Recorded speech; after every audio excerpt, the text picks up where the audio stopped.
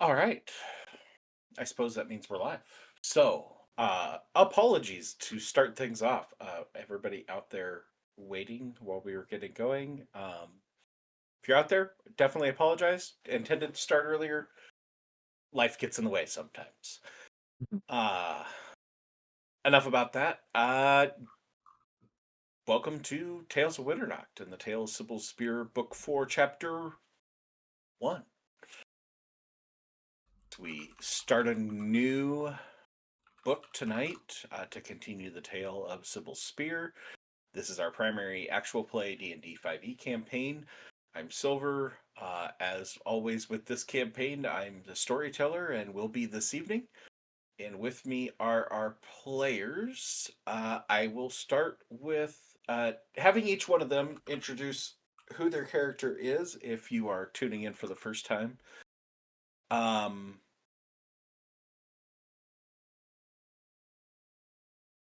Yeah, I'll just do that and we'll go around the room. So, Dustin, start us off. Hello, I am Dustin. I am playing Alfred, our lost artificer. Next up on our list is AJ. I love that we're passing the baton. Great, cool. Hi, my name's AJ. I'm playing Zedri, our druid monk of the group, and I'll go ahead and pass the plate over to Conrad. Hi, Brad. Playing Salinas, our Warlock Bard multi-class. I'll pass it over to my brother-in-arms, Ernie. My name's Ernie. I'm playing Kiesel the Fighter, and that was Jeff's turn. I'm Jeff. Oh yeah, and I'm also playing our raging Rizzing Yofredir Barbarian. Slightly younger tonight. I guess there's no one else left to go but me. I'm Saga. I play our ranger rogue vampire Lonan. We are so back. We are so bad. That was so chaotic. All right. For those of you tuning in for the first time, or if you missed a session, I'd like to encourage you to check out previous sessions on our YouTube channel. Also, like to direct you to our Discord server and Instagram to join our community, interact with us. Links to all can be found in the About section of the Twitch channel. One other announcement along those lines. Yeah, so you'll see over in the nice little box where we typically, for those return viewers, have our stat slides. We don't have stat slides at the moment. There's reasons for that. We'll get there. We'll have stat slides again soon. But for the time being, we got some nice flashy little advertisement things of different things going on with the stream, different things such as the Discord, Instagram, YouTube.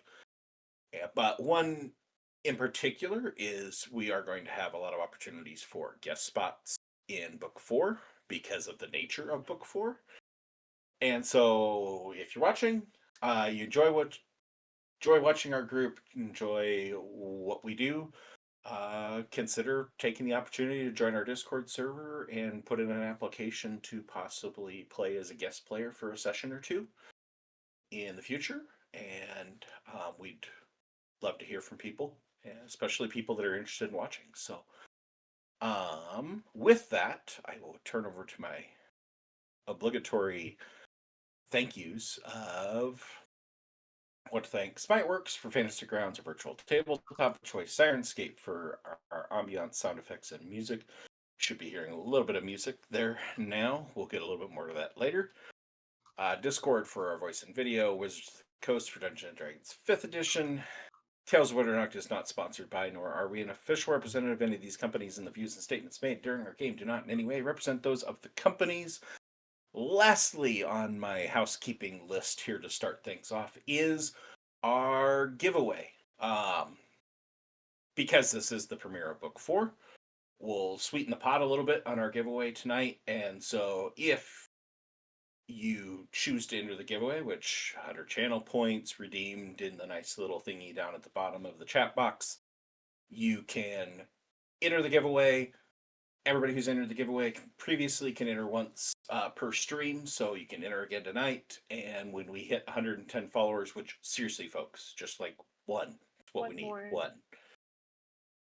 We'll send you a sticker sheet and a set of dice. So all you gotta do is get one follow, and potentially trigger the chance to win some dice and some stickers. So, and we'll continue doing that. That's also one of the things noted in the little ads is we do giveaways. There's a possibility for a giveaway every single session. All we gotta do is hit a follower goal. We'll do a giveaway. Sometimes stickers, sometimes dice. It happens to be on what we're particularly feeling in the particular night. So, but appreciate all the follows, appreciate the support, and if you got some people out there you think might be interested, we'd love to have them, love to have the follow to get things over that hump to the 110 mark. So, with all that out of the way, I suppose, previously on the tale of Cybil's Spear. Cybil's Spear began as 5 adventurers. Salinas, Alfred, Jofridir, Zedri, and Kiesel. Well, there was a 6th. We'll get to that later. Who met on a ship bound for 6 bells, only for a storm to wreck them upon the shores of Baral. There they battled pirates, took in a dog they named Cybil, and defeated a necromancer in the village of Wickob. The journey took them to Crestport, where they unwittingly fell into the grasp of the Dreamer, a mysterious entity with influence over the dream realm. Facing nightmares and temptations, they fought their way back to the waking world. There their companion, Xanathe, that 6th member I mentioned earlier, remained trapped in sleep. Determined to help her, they transported her to 6 bells. The journey led them back to Baral, where they faced deadly trials, from battling spirits in Lady Katisha's manor to defending Maiden Thorn from a magical plague. They then traveled to Okaria, where they saved the city of Ashmane from the horrors of Ashrot, after braving the entity, controlling the town of Swornsteed, and freed the vampire ranger Lonan from a mad alchemist's grasp along the way.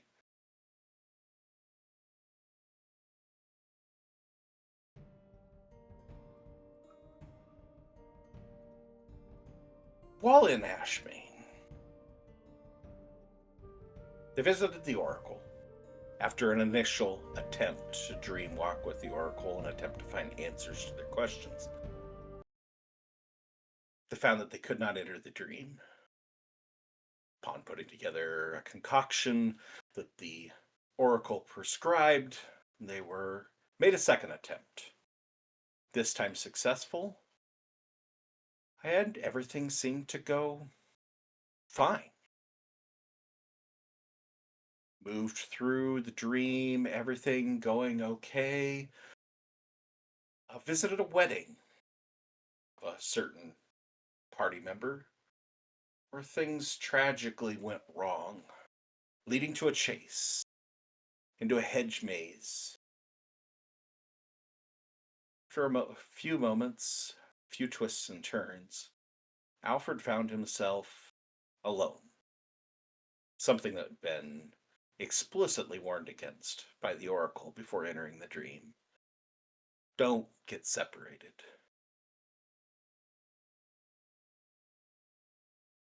But everything seemed okay. Alfred awoke. What harm could have been done? As Alfred awoke, found himself back in the chamber of the Oracle, his friends waking. Everyone seemed to be okay.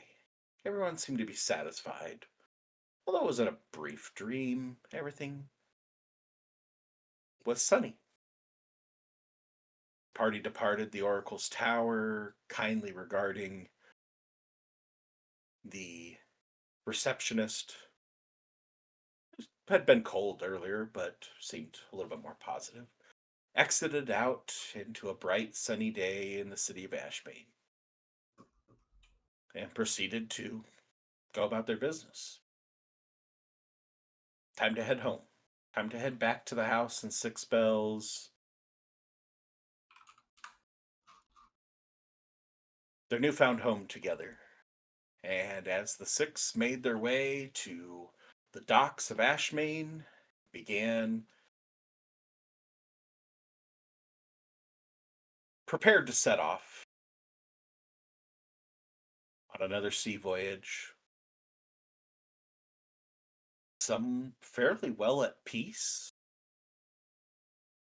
and sated that no pressing issues. We find them now on the docks, where the docks are alive with movement, salt-washed colors, the Master's Prophet, the ship you've booked your passage on, sits moored in the harbor, awaiting your arrival to take off and take you home. It's a stout, well-weathered merchant vessel, rocking gently in its mooring as crewmen shout and scurry across the deck, securing the last of the supplies. The sun hanging warm and high above the Sea of Kings, casting crisp reflections across the water as the sails ripple lightly in the breeze. Scent of citrus, brine, and distant cooking fires mingle with the sounds of the gulls overhead.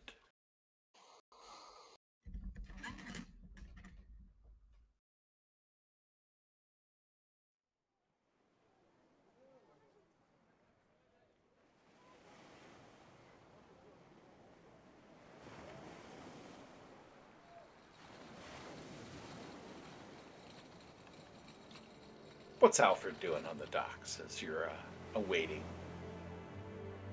the boarding?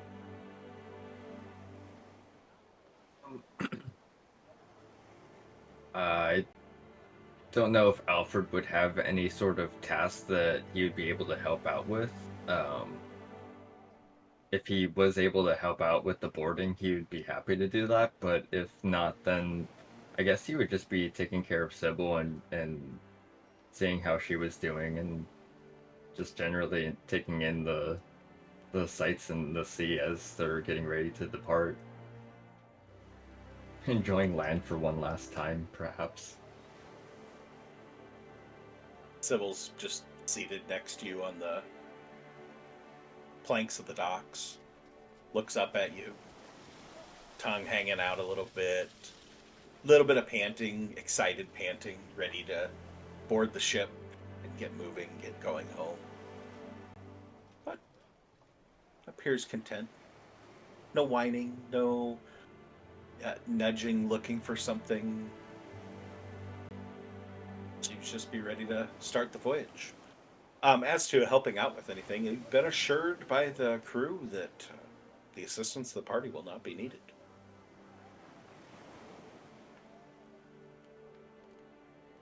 Well, it seems like you're more at ease than I am to get on this boat. I haven't had the best luck. But hopefully this will be a nice smooth journey home.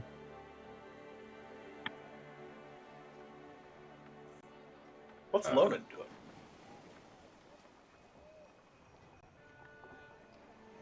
I imagine Lonan would probably be standing with Kiesel and probably just asking probably some questions about like what is the party, been up to, in their time traveling together, trying to get a little note on, like you're an adventuring party, so what adventures have y'all been on? Just standard stuff. Do you smoke? Would you be interested? I don't want to be rude. I'm good, thank you. That's fine. There was necromancer, there was this and that. I mean, adventuring for what? Adventuring for money sometimes. We've seen a couple corners of the globe before we met you. But this big wild goose chase that led us to what we just went through. Yeah, no. It's Hmm. kind of where we're at now. Yeah, no. That was certainly something. Mm-hmm. It was definitely probably the weirdest thing that's been in our control, so to speak. But, if we get back home and it turns out we might be a little light in the pouch, or we spend all of our money on drinks and good times and we need some, we can pick up a couple jobs here or there. And it's really like Mystery Incorporated, just trying to see where we can pick up leads, wherever. I mean, yeah, trying to get answers to this. I mean, that's why I've thrown in my lot with y'all. But also, venturing ain't exactly cheap. No.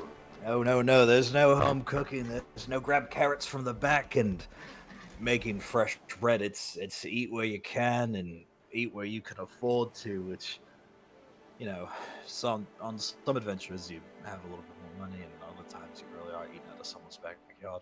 I can tell you the times and of area that I almost got caught stealing cabbages out of someone's backyard just to make some cabbage soup.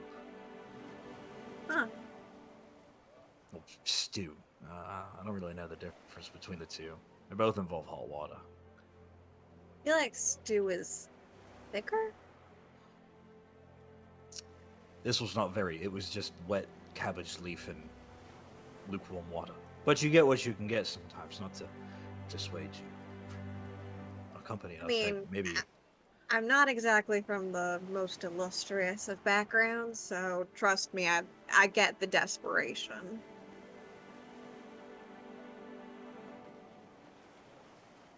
What's Selena's doing? This is kind of perched up on a crate as the ship is getting loaded and starting to leave. And he has like a little journal out, and he's writing some notes. He's writing some notes in it, like a thoughtful look on his face.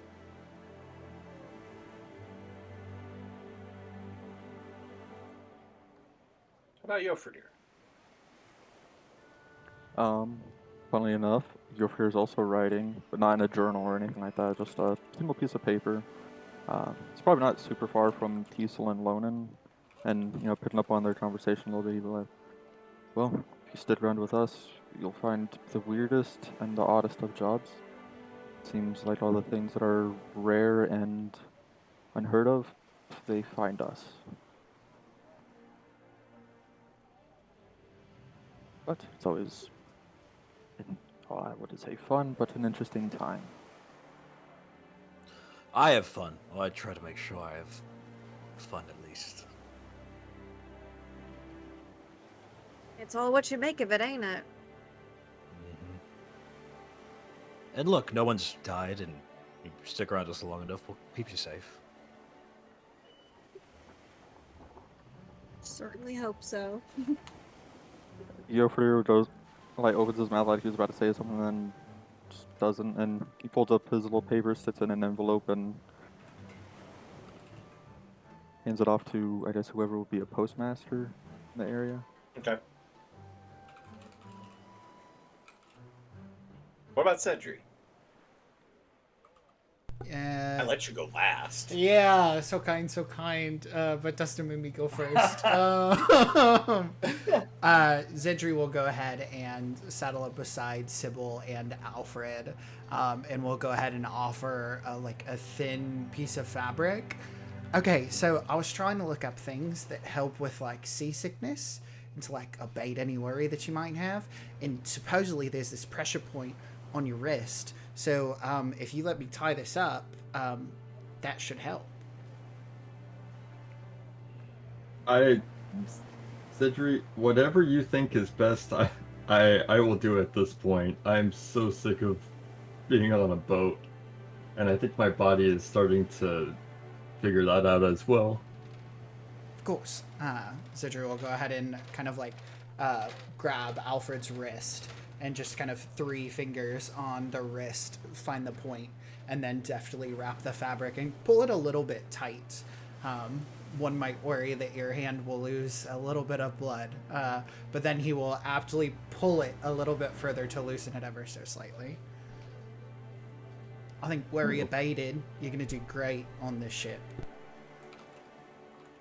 Well, as long as it doesn't sink, I think that'll be better than my track record thus far. Okay.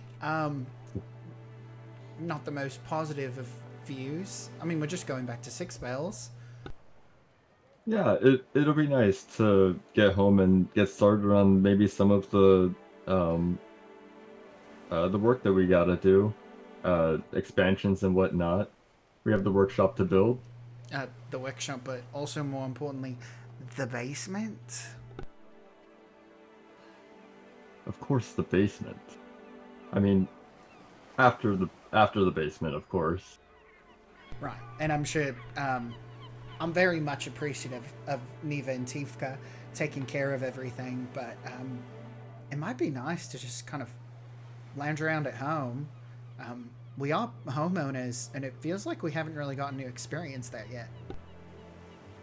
No, you're right. I mean, I would love to just be able to have some time where we're not constantly having to travel and pack up what little things we have on our backs. And it'd be nice to even go and see Masa and see what sort of work she's been doing. It would also give Cybil a lot more of a place to run around, and he'll go ahead and kind of ruffle the top of Sybil's fur. Yeah, I think she would like that. Hopefully she doesn't get into too much trouble. But do you have any plans for when we get back? Not particularly. I think I'll probably maybe do a little bit more investigating into the railing of the stairs.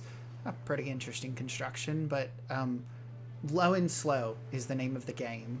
I mean, we just had to deal with all of that, so it's nice to get a little bit of rest and relaxation. Yeah, the next thing will be soon on our tail, so we have to be as in tip-top shape, you know? Yep. And Zidru will go ahead and kind of give a kind wave and then head up onto the ship. Alfred, At with this point in time, you would notice that they are finishing preparations and making it available so you guys can start boarding.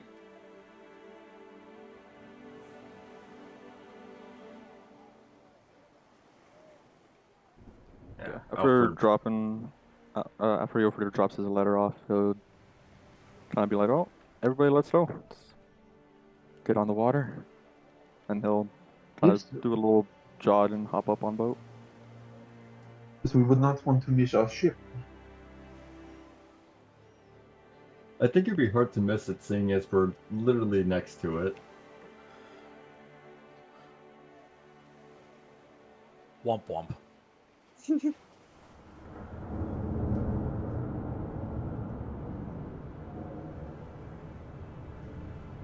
Honor will follow the boys. And thus our journey starts. Alfred, as you turn to board the ship, just one last glance towards dry land. Despite Zedri's best attempts at easing your uneasiness with sea travel, it's still just looking back to dry ground provides a little bit of comfort. As you look over onto the docks, near a stack of shipping crates, see 2 figures lingering kind of off in the distance. Recognize the one as Zedri's father from the short interaction that you had with him. and the other is the more familiar figure of Tanner, standing at his side. Tanner seems to be holding something in his hand, and just give a polite wave, and see that Zedri's father is like got his hand on Tanner's shoulder, like holding him in place, and he just slips it, and he comes running down the docks and runs up to you. Just he catches you on the gangplank as you're starting to walk up onto the ship, and just hands you this small burlap sack, pulled tight with a leather drawstring on it. Doesn't say a word to you, just puts it in your hand, and once he realizes you got secure grasp on it, he pulls away and just runs back to his dad.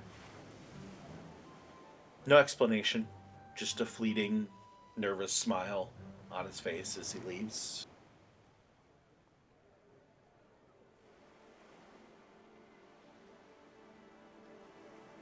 As soon as I get securely on the ship, I guess I'll, or at least like 2 feet on it, I'll unwrap it. It's such a well-made little burlap sack. I mean, as much as a burlap sack can be well-made. I mean, it's a burlap sack. It's got this nice little simple strip of leather drawstring, but you notice it as you're untying it and releasing the cinch that Tanner's initials are, you just get this really rough TS that's been etched into the leather there. And as you open the sack, you find inside a bundle of 5 Atana berries. The same berries that played a pretty key role in your journeys in Ashmane. It's little grape-shaped yellow berries.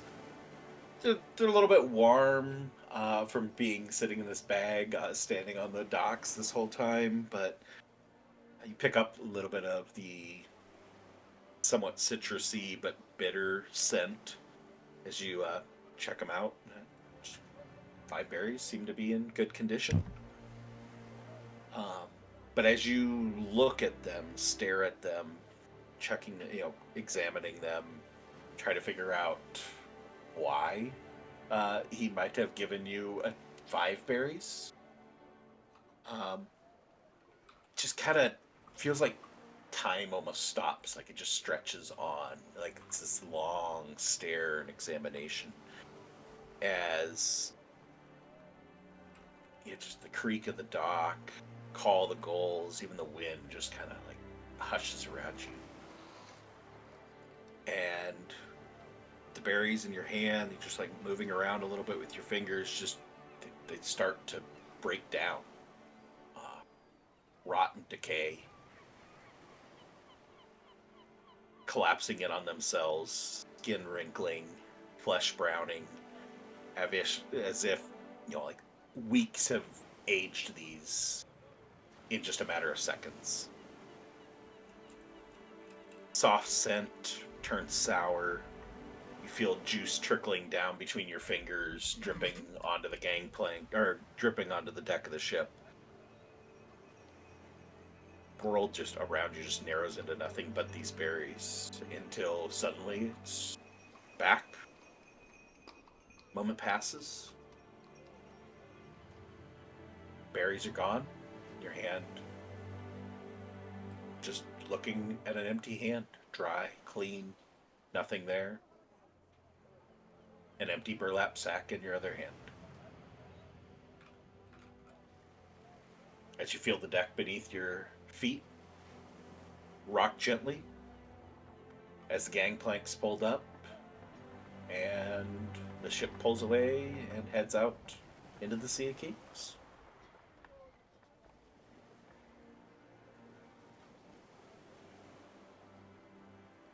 Weird.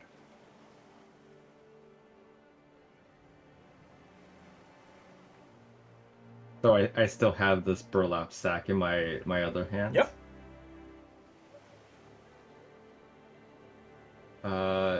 Is anyone else still on the deck? Is anyone like gone down below, I guess? Your operator would still be up on deck, probably towards the front of the ship. Ginger will probably be chilling near Salinas if he's still on his crate. Lone would Yeah. probably have been below, out of the sun. Well, seeing I'm as on it's his brother, Alfred will go up to Zedri and Zedri, kind of a weird thing. Your brother just gave me this burlap sack. Okay.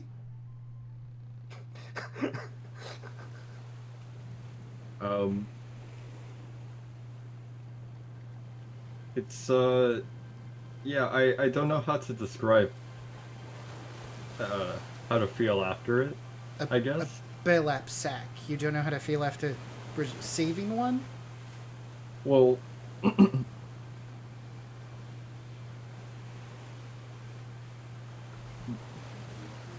you would think that there'd be something in it, right?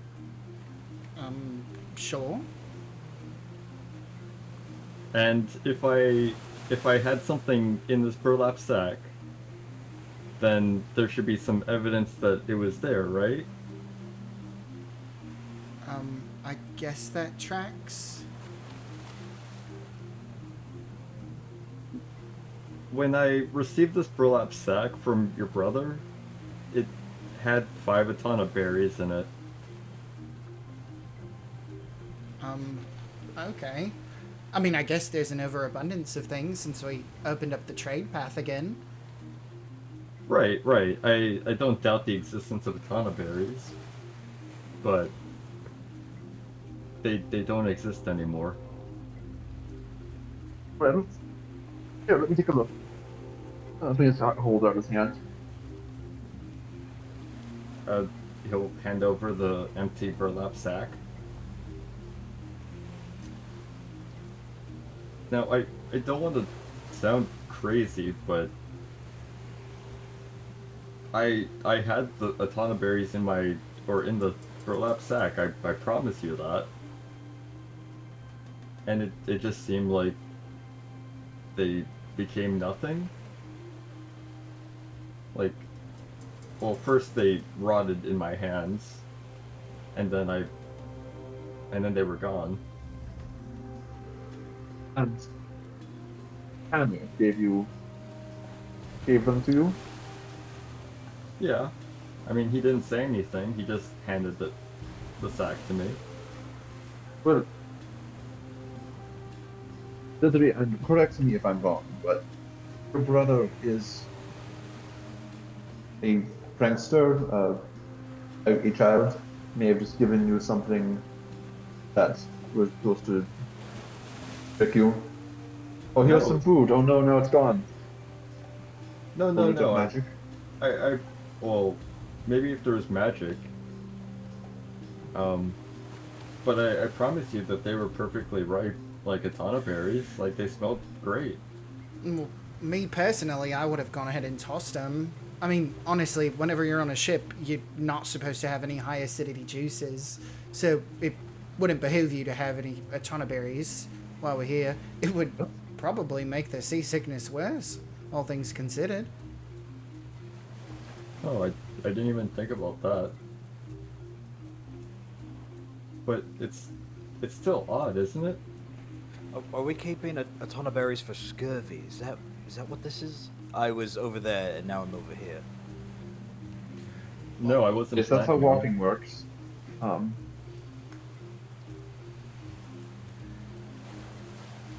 Well, maybe I he think just this feels a is- little weird after the dream. I think that's a bit short of a trip to be concerned about scurvy, but are you sure you didn't eat them? I think I would remember eating them, and I would be full, wouldn't I? Not like what? necessarily. They aren't good berries, and Zidra will go ahead and conjure up some good berries. Well, okay, perhaps not grateful is the right word, but I would at least know that I ate something, right? The taste would be on my tongue. Yes, I'm sure it was just some sort of little magic thing. Linus Have- will cast minor illusion and produce the smell of Atana berries. Right, but don't you have to see and maintain like a sight of it? How long have we been out on the ocean and you're already getting the sea madness? Forget You're seasickness. literally still in the bay, Kiesel. That's crazy. Still at the, I still don't at the think dock. I'm It that. could be Tanner. Tanner might be hiding behind one of the barrels on the dock. And this is not on board.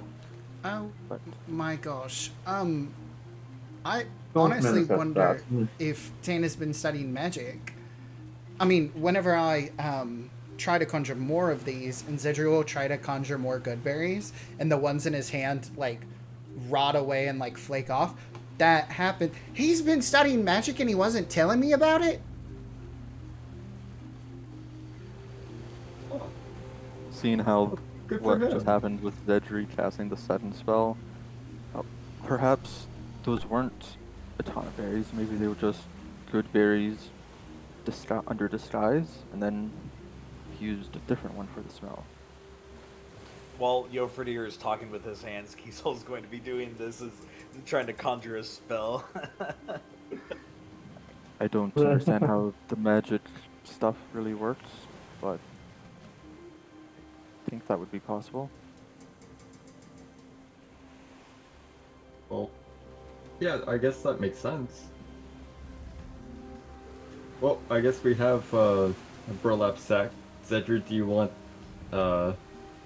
this as it kind of bears your name in one way? Sure. It's got his initials on it. I mean, I would appreciate the gift, and he'll go ahead and put his hand out. You always seem to be keeping track of everything that we own as a party, so it only fits that you have the capacity to hold things, I guess. That's fair. And Zedri will immediately take out his notebook and start logging the bag. The transfer of bag from Tanner to Alfred, and then from Alfred to Zedri. Older brother Chain of energy. custody.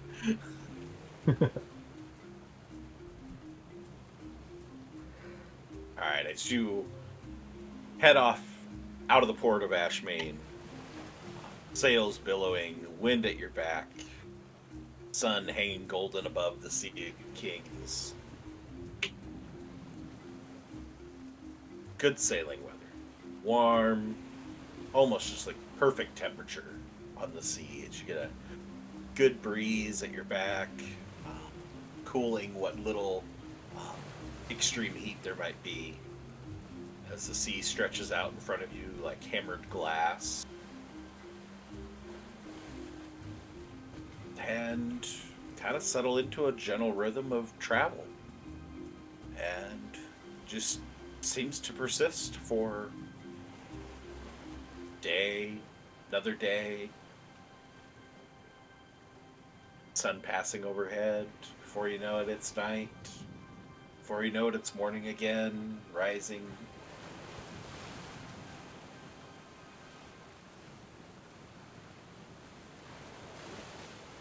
Day 2, day 3, hard to really place. Everything just kind of runs together. As you taking the site, looking for the first signs of maybe we're close enough, maybe we can see 6 bells off on the horizon. Step out onto the deck, those of you that so choose to. Late afternoon. Sun's starting to fade a little bit as sailor working, rolling up line, attempting to put some of the ropes together. That's not important what they attach to. It's not important what the point of the task is. just working away with a rhythmic cadence as he hums a little lullaby.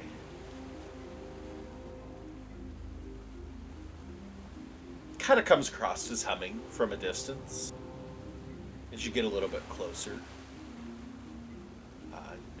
Pick up just subtle lyrics as he's just kind of just singing to himself.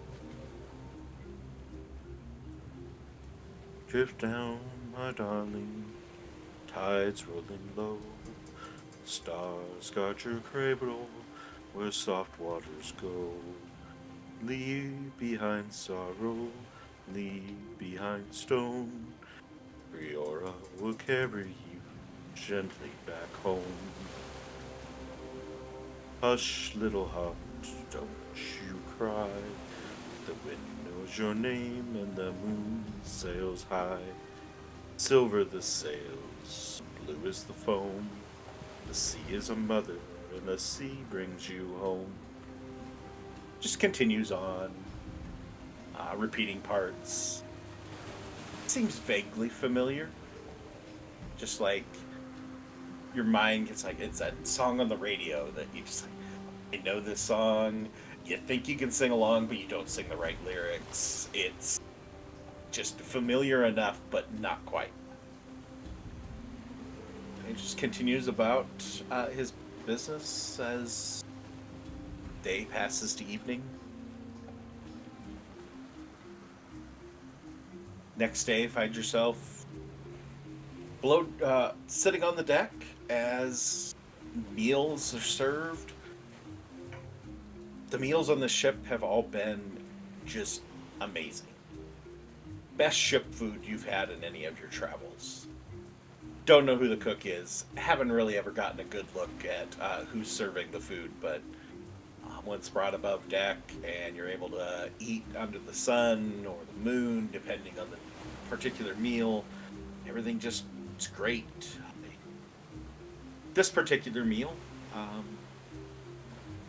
light breeze brushing across this perfect plate of food, sending a pillar of steam just flowing off across the sea.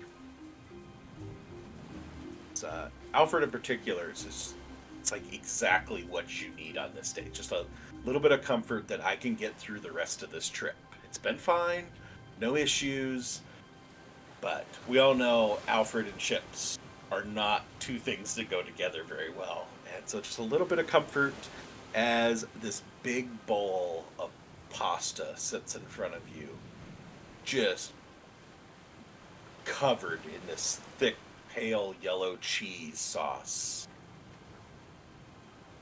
Not extravagant, just right, just perfect. The taste is just rich and hearty and just it fills you with this warmth and comfort. The same for the rest of you, but just Alfred to an extra degree. As you look around you, as the crew, those that are not manning stations, are all thoroughly deep into eating their meal. Not a whole lot of talk from any of them. The rest of you, as Alfred is just like taking in this comfort food, the rest of you are in mid-meal and mid-conversation. And I need all of you to roll a d20. Everybody except for Alfred needs to roll a d20. First roll of the night. Or second roll of the night.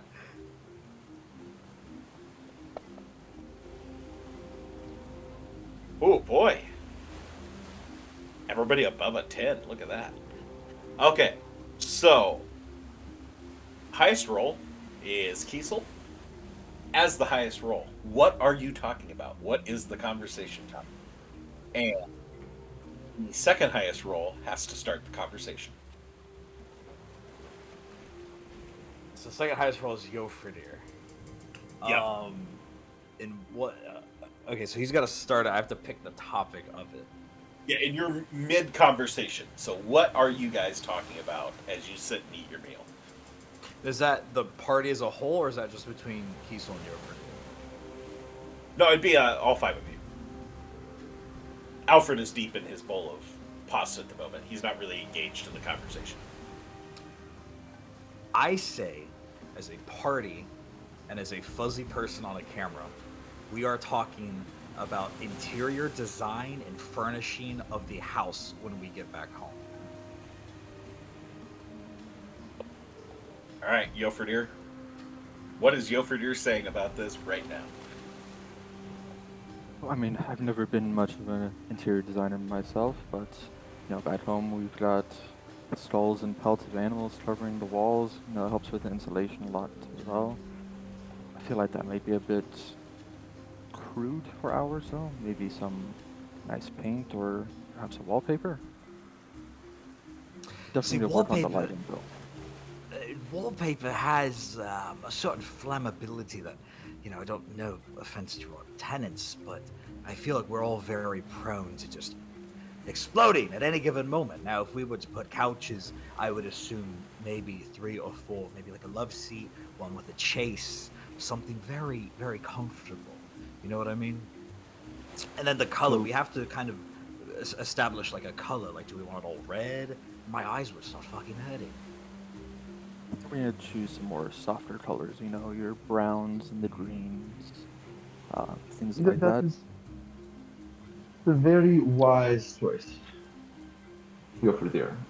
We need something. No, those had hang like silks and rugs from the on the walls or from the ceiling. Give you a nice. I don't know. More interesting than a bare wall. Remember, we're not just existing in these 4 walls. We are supposed to be living. Right. And what is living without storage? Storage is the key to living in a space. All the things that we have and will continue to accrue over our adventures, we need places for all those things to either be in long-term storage or to display as we have different trinkets and doodads that we're proud of. I think that is an excellent point, and you should definitely be in charge of figuring out whatever the storage solution we need for the house to be. What we really need is a way to fit more stuff in a space that it volumetrically shouldn't be able to. If we can figure a way to have something bigger on the inside, that would be game-changing. We have one of those already. Well, I mean, one that we can just, have around, and more than one perhaps. I see what you mean. Salinas, imagine you open your door. Instead of just a small room, you enter a theater. I'm not sure what a theater is.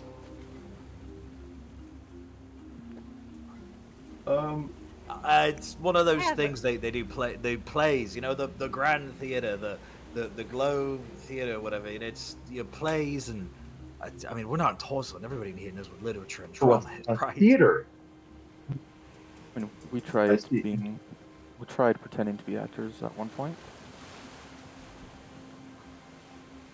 Well, I want to go ahead and circle back to that idea of pelts. Because you might think that they're crude, but I think that they could spice up a place a little bit.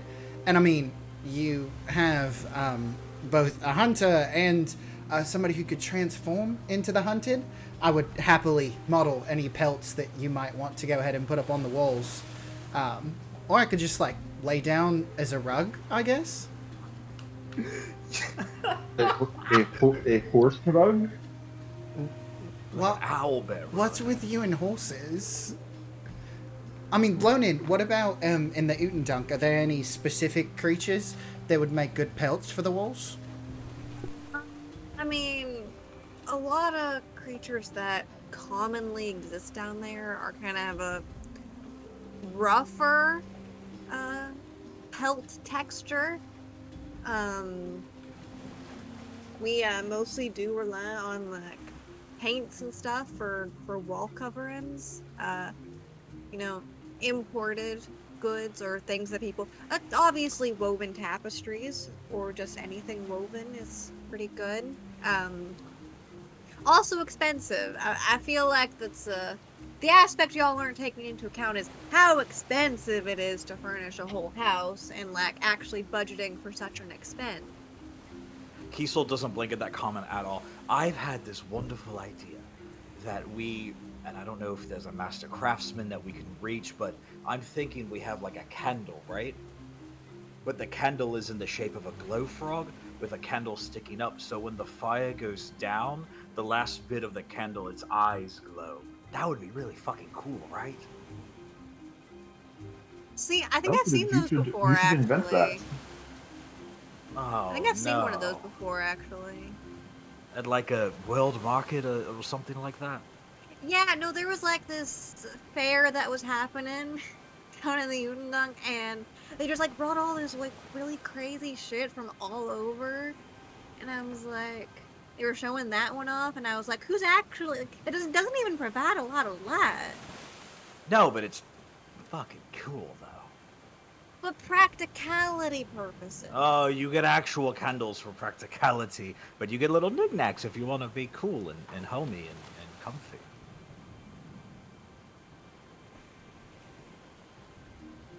Also, how long have y'all had an unfurnished house? Exactly. How It's long have we been? furnished. We There's bought it right before we furniture left. in there. There's a few beds, but we bought it right before we left to here. Yeah. So we haven't. It's furnished. It's just not personal. Right, it's like a house, but not a home. Ah, gotcha. Ooh, I know.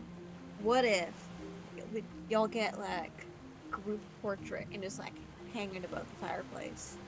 Like a serious or a silly one? I feel like that's up to y'all. A serious one. Why not both? No. We could have a serious one upstairs where everyone else normally is.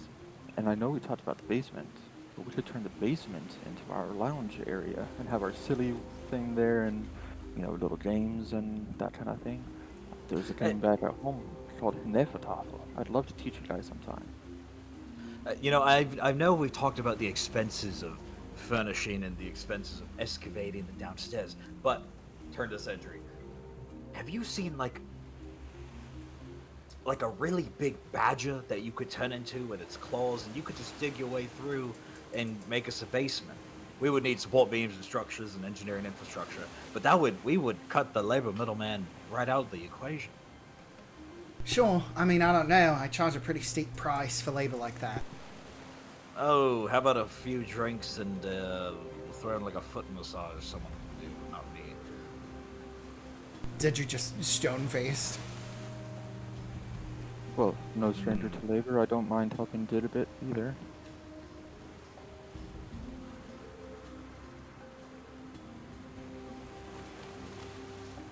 As this conversation veers towards a little bit of chaos, Towards chaos. it kind of just trails off. And what seems like moments later, Alfred, Jofredir, and Zedri, you all find yourselves a little later in the day, standing, leaning against the railing of the ship, looking out across the sea under a clear sky, as the three of you look out. You notice the stars are beneath the ship, like down in the water,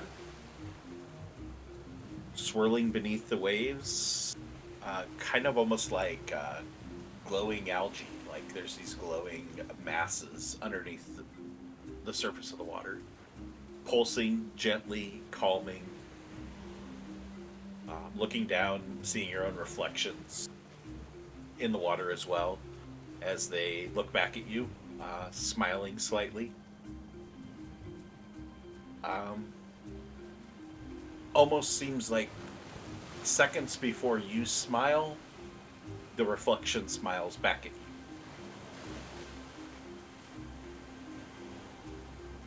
you. Jofredir will kind of tilt his head, looking at it, and turn to the others. In all my years, I've been on the water, I've never seen anything quite like that. Any of you guys? What? You're afraid that he's more handsome than you? Doesn't happen to me. No, never, but I think he might be missing a few teeth.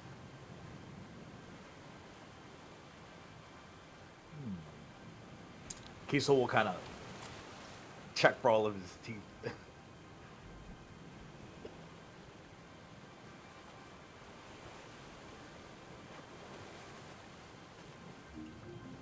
Does he have all of his teeth? I have a big test tomorrow. Yeah, I'm very it's anxious, so I reflective. don't. It's his reflection. Does Kiesel have all of his teeth regularly? We've never dug into this before, so. Until he takes his veneers out.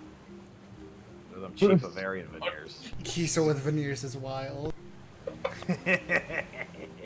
Technological milestone are veneers. Yeah, I don't think we're there yet in equivalent of 880. Oh, sorry, CE. I got it up with the times here.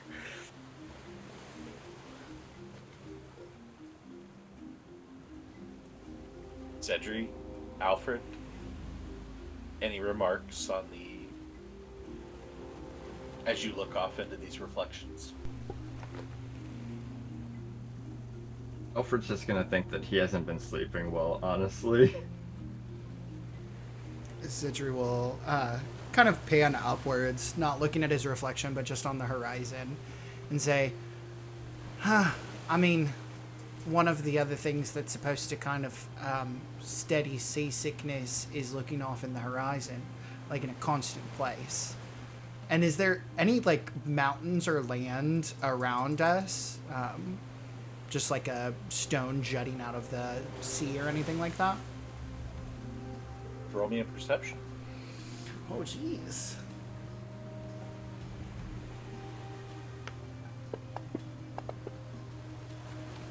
Solid. Solid. Not that you can see. I mean, it is night. Don't know that that's going to work very well, so I would gladly go ahead and brew us all some tea.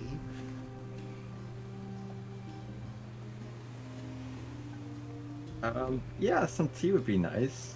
As there's not much to look at. Sure. Zidri will go ahead and head down. Alfred, Kiesel, do you want some tea as well? Sounds quite nice. I'll take some. Definitely, always. Perfect. Yeah, Zidri will go ahead and And head below. although they weren't right there at the railing, London and Salinas are here as well. Oh, then he'll look out.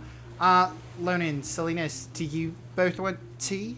I was going to go ahead and brew some for the group. Would love some, thank you. Sure. Perfect. Tea for 6. And Zidri will go ahead and head off then. Let me know if you need any help. Oh, appreciate it. I can hopefully brew at least tea. And Zidri will walk off a little bit more unsure than when he first left the group.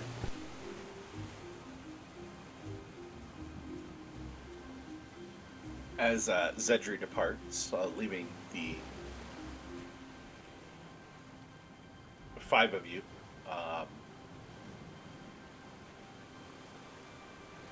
to continue looking out across the night sea, staring out across the water, just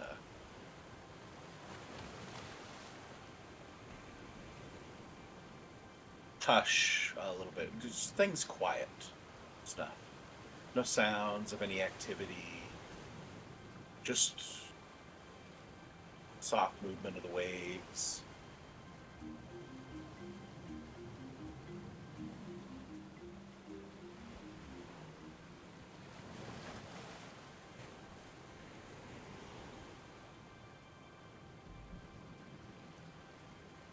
And as you stare out across the water, Lonan, because you have the highest passive perception,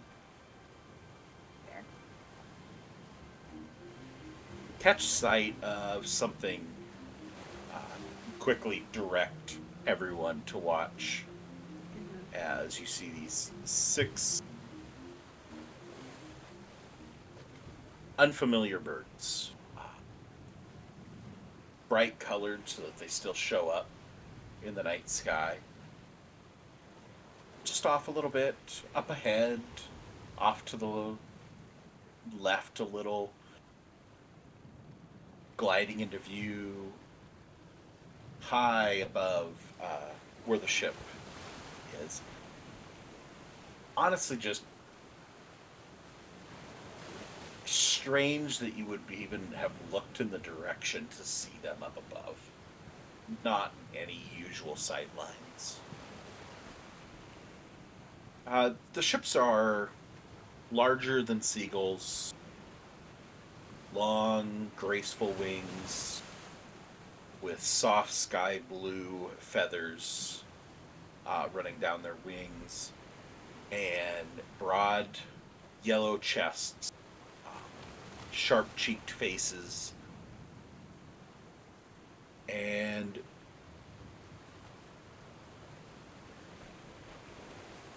bright as if they were in sunlight, but in the night sky, with a wide fan of tail feathers trailing out behind them. Probably the most similar look. They have more like the head of a seagull, but the plumage and the body type and everything is more parrot. How large are these? A little bit bigger than a seagull. Those are pretty, I guess. As you say this, one of the sailors that you didn't even notice was near you, just leans in, kind of creepily, to you, Lonan. Them there sky rails. Ain't many ever seen them up close. Means land is near, or so they say. Don't usually fly in a full ring like that. As you notice that these birds have kind of gone into circling in this perfect formation. The formation itself is not reminiscent of this, but just the concept of how you see geese form into their perfect flying V and things like that, ducks and other things but they're flying in this circular formation. But they start to move into more of kind of like an infinity symbol, a figure 8 type shape, as they go and just arcing over each other and back, perfectly timed so that nobody ever runs into each other. And it's almost hypnotic as you watch this. No sound. The hush stays there. Once the creepy sailor pulls away, you're back to the silence. Just a living figure 8 pattern up in the sky. As these birds continue to loop once, twice through the cycle until one peels away and just starts flying off in another direction, leaving behind what once was 6 birds is now 5. No flourish, no struggle, no sign of anything to draw this bird away. Just it cleanly drifts outward until it vanishes off into the clouds, leaving these 5 birds. Isn't nature just amazing? Were the birds circling the boat or just flying forward in a circle straight? Just flying in this formation that seemed to be keeping with the flow of the boat, so that they were not falling behind. When the one flies away, I guess it doesn't necessarily need a check, but should Yofredir roll survival to see if maybe he feels something odd or fishy?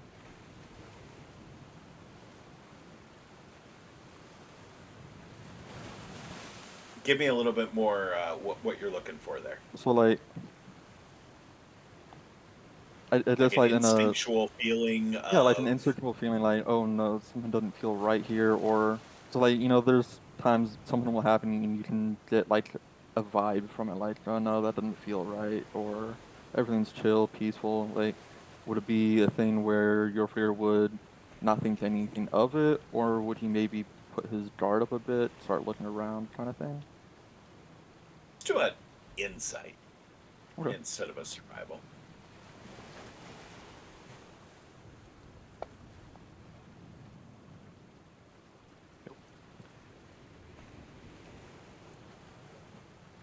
No, there wasn't really anything to cause you any concern.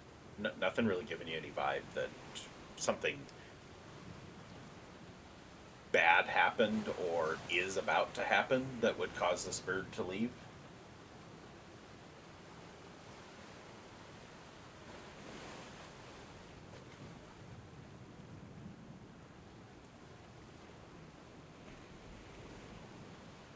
You continue to watch these birds. The seventh bird rejoins the group, puts it back to a total of 6, just sliding in seamlessly into the pattern and restoring this arc to a 6-bird pattern as they continue to circle again and again. Wings just coasting on the air.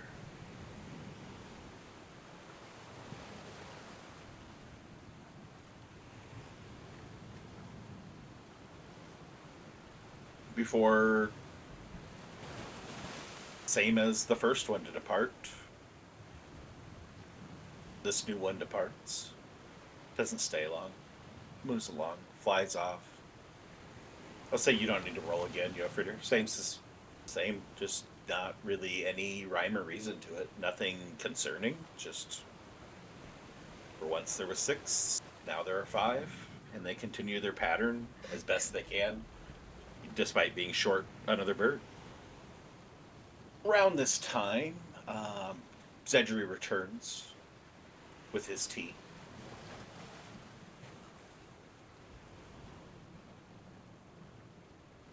And about the same time that Zedri returns with his tea, another bird arrives, rejoining the group, putting it back to 6, as it continues in its cycle.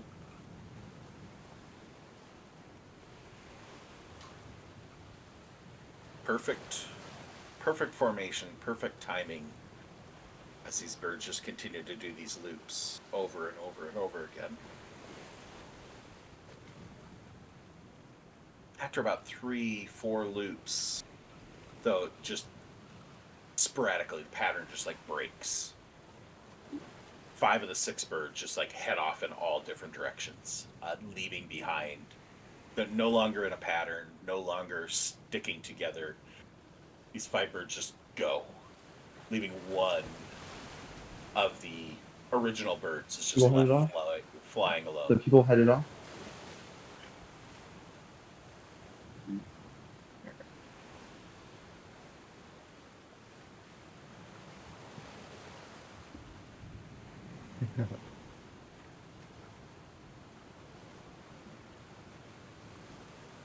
Zedri will offer tea to everybody who would like some.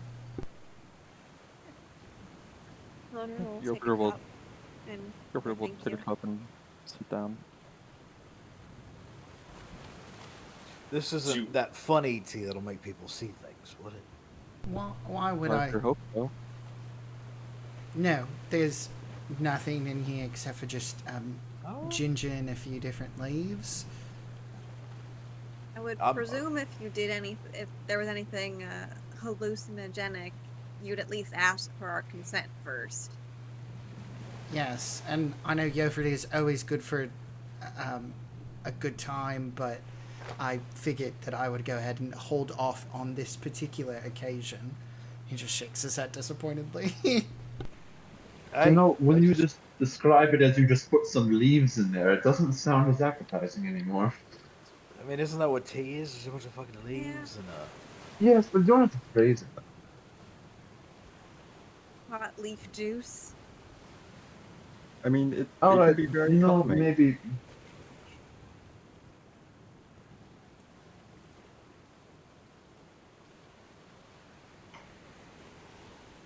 She'll take in your tea. The one bird continues to fly along with the ship, doing its best to maintain the pattern, but the pattern is clearly broken by there only being one bird doing it. But close attention, you can tell that it's still attempting to continue what was being done with its fellow members of its flock.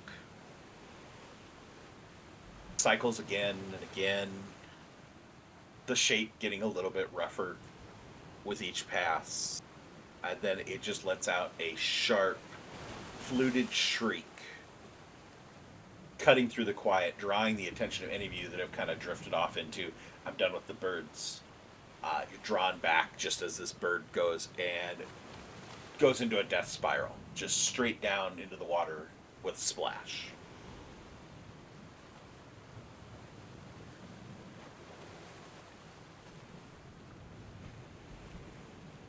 Huh.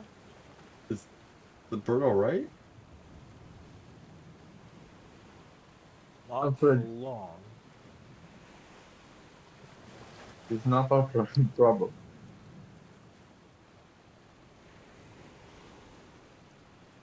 Unless Well, they can breathe perhaps underwater.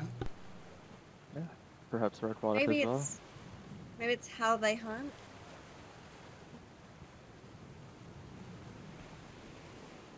We do a nature check to see if a death spiral is how these birds hunt.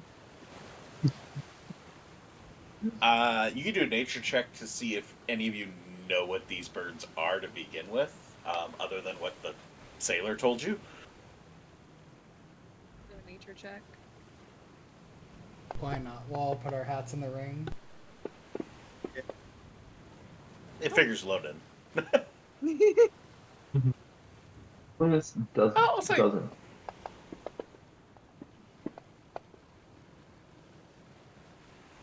Is that a roll? I guess I clicked the button and then dropped it. Fun. Alright, Zedri? Seen these birds in the port before. Know a little bit about them. Knew the sky rolls thing before this goofy sailor interrupted with it. No, not normal as far as you know. And Lonan, obviously not something that you'd see in your usual environment, but you've been above and in the East Shore area enough to know a little bit about the wildlife and just having a general interest in the wildlife, being a ranger. Fairly familiar with these creatures, and no, diving into water, not something that they do much. A little bit, there'd be some to, fish, but not a death spiral type. We're just gonna do a corkscrew straight down into the water. Yeah. I guess I wasn't. They tend to do more of an arc if they're going down for hunting. So that was weird. It was.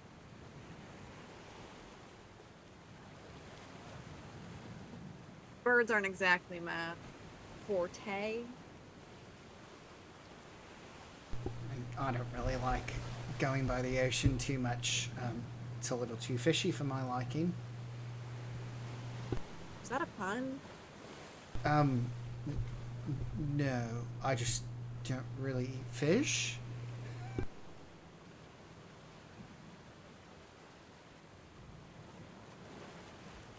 As you have this limited conversation about the fishing habits and diving habits of Skyrolls, and whether Zedri fishes or likes fish or anything like that, the somewhat tense because of the disappearance of the bird, but mostly relaxed tea service that's happening is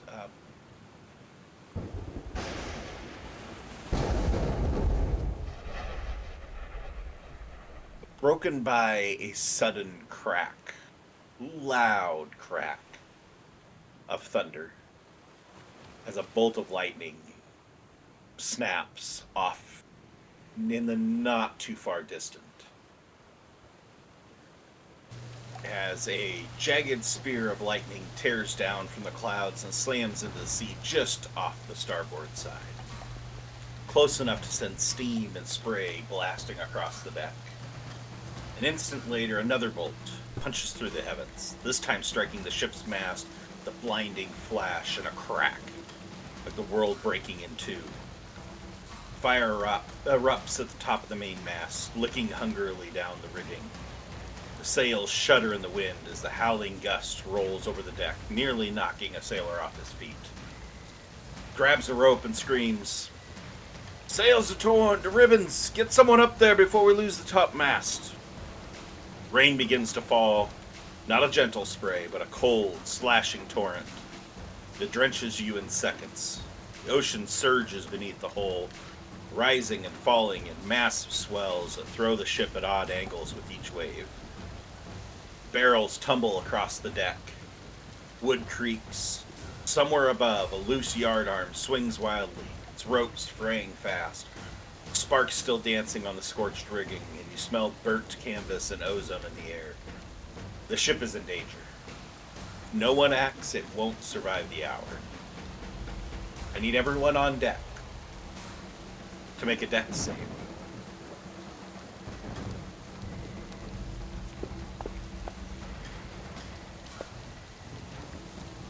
Good start, Cedric. Have to balance out the one I got. Yeah. Truly. Ooh, another 22. Alfred I owns the think. storm. Ooh, someone had to take it. Ooh.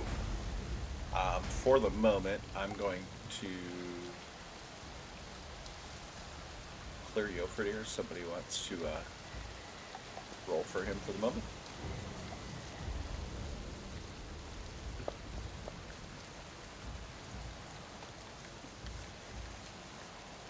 That's whatever his bonus is. Regardless of what his bonus is, as long as it's not negative, which it's not. A 12 is the DC. So, Okay. Lonan and Salinas, both as you're reacting to the storm, these barrels come rolling across the deck, and you're both knocked prone. The rest of you manage to avoid the barrels, keep your bearing, and are ready to do what you can to save the ship. So, this will be a skill challenge. We need 3 successes as a group, which is within each stage, we need 3 successes before 3 failures. And each of you get to take 1 action per round to address one of the numerous different problems that are on the ship. And each round, you cannot attempt the same challenge you did the last session, or the last round, unless you failed last round and you want to retry to fix that issue. For this first round, as described in the intro, you have one of the things you can do is attempt to go repair the mast that's been struck by lightning and cracked. You can attempt to put out the fires that have started along the mast and sails from that lightning strike. You can attempt to trim the sails and keep it in line so that we keep our bearing. Or you can attempt to take the wheel and keep the ship on course. So those are your 4 tasks. Because there's 4 tasks and 6 of you, 2 of you can choose to help and grant advantage. It won't be granting advantage, I guess. I'll rephrase that. 2 of you can help, so you guys get 2 shots and get to take the higher of the 2 rolls between the 2 people rolling. The 2 people that failed the dex saves, so Lonan and Salinas, you have disadvantage on your roll of whatever you're attempting to do. Mm-hmm. So, strategize as you will on how you want to do this, but I'm going to make you answer in an order as to who's going to go first. And I've already predetermined the order before knowing what your dex saves were, so there's no bearing on what this is. You have to attempt all 4 challenges, so you do have to do all 4. It's just we have 2 people that can float to help on 2 of them. Well, Lona and I better either double up on challenges. Let's see. Going back through here. The one other thing to note when you do pair up is that you now have both attempted that particular task, so you both can't do that task next time. One last note before you start to choose challenges and roll. If you can, come up with a creative way to address the challenge using some sort of interesting method. Obviously, DM's discretion on whether to grant this, but I will give you advantage if you can give me a really creative solution of how you're going to go about doing this. One thing I will note, going back to these 4 tasks, I'll go ahead and give you the 3 or 2 different ways you can attempt to address it. All will require a roll, so don't think that I'm going to do control flames and just put out fires. You're going to have to still at least roll with your spell, like a spell attack.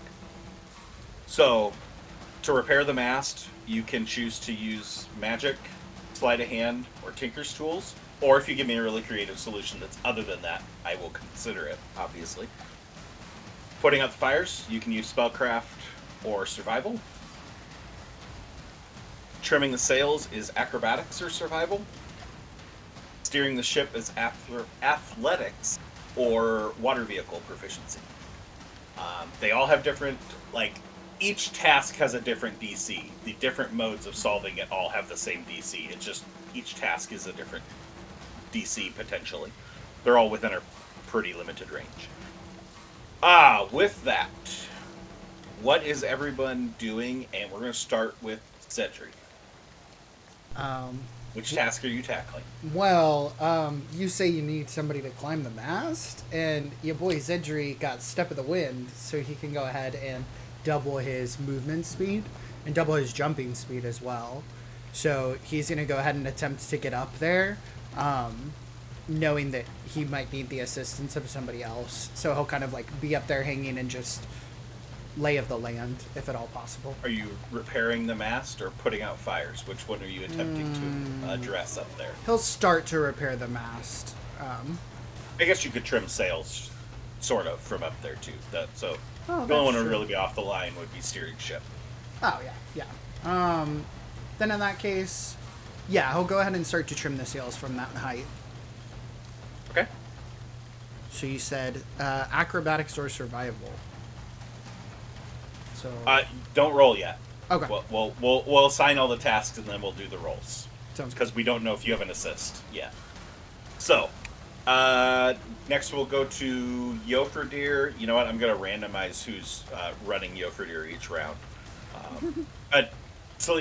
Whoever wants to take control of the character to actually do the roll, I don't care. But for picking which task they work on, I'll randomize that. With that, Saga, what's Yofradir doing?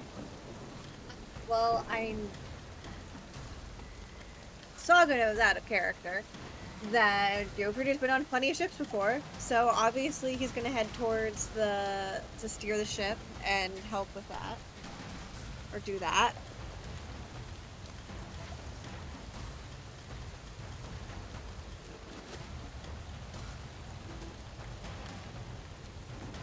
I think you could probably...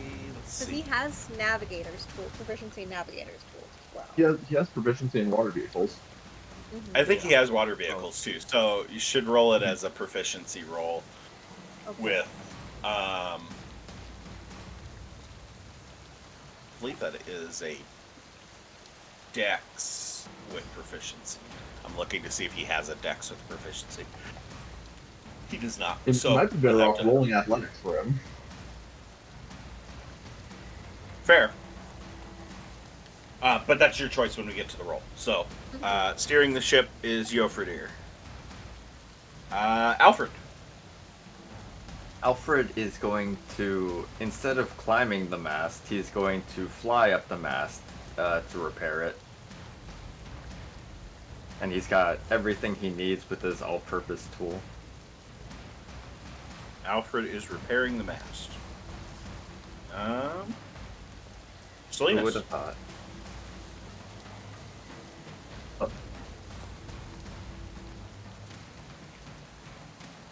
We have somebody on every task except for putting out fires. You can choose to assist, or you can go for the fourth task.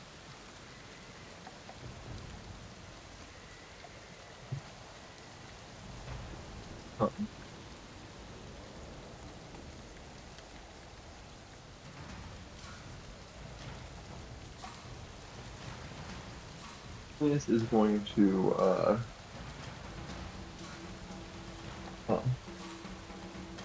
run up and start working on helping to repair the mast. All right. He'll like hand gesture at Alfred, and as Alfred is up, flying, repairing the mast, kind of stay on the deck and start working on getting things set up and finding little things to put into place. All right. Lonan.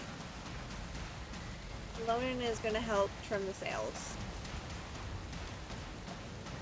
And she's going to stay down on the deck itself and just help with wrestling the ropes and getting all of that in order.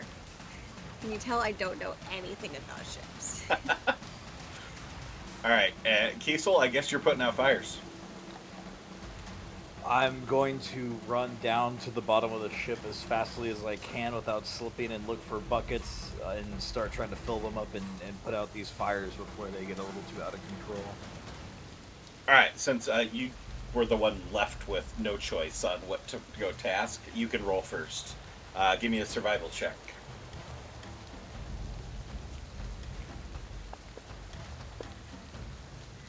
Yay!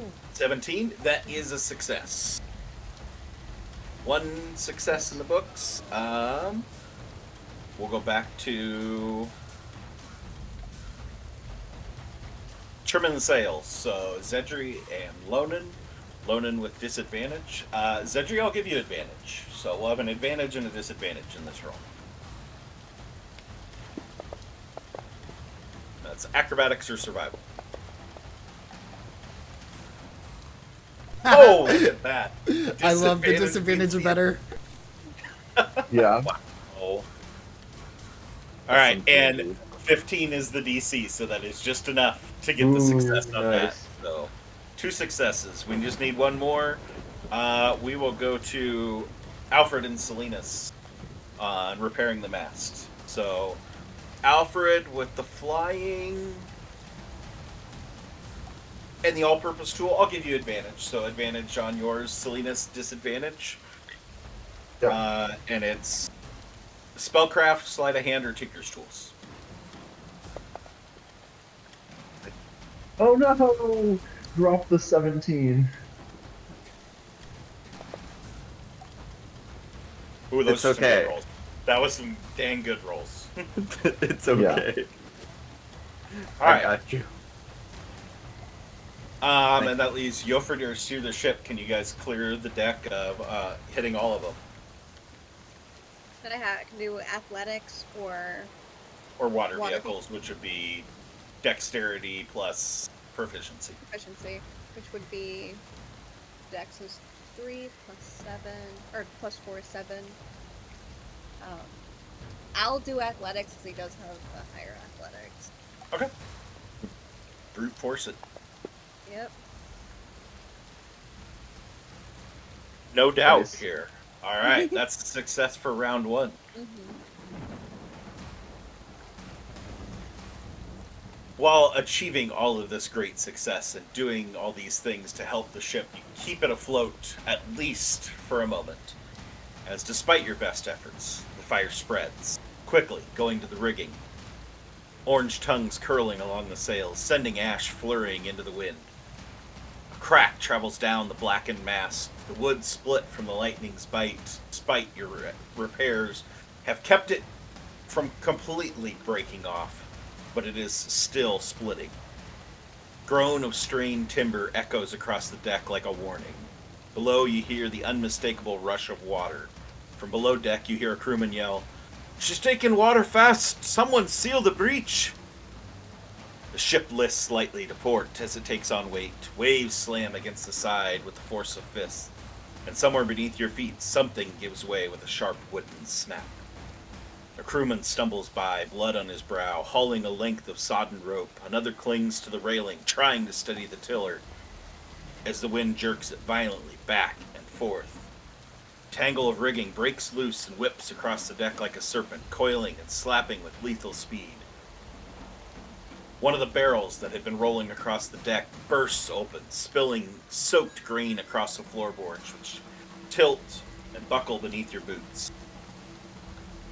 For just a moment, time slows. You can feel the rhythm of the ship, fighting to stay afloat, straining at every joint and seam. It won't last long, not without help. You must move now. Challenges for this round. There are 6 challenges. You will each need to do one on your own.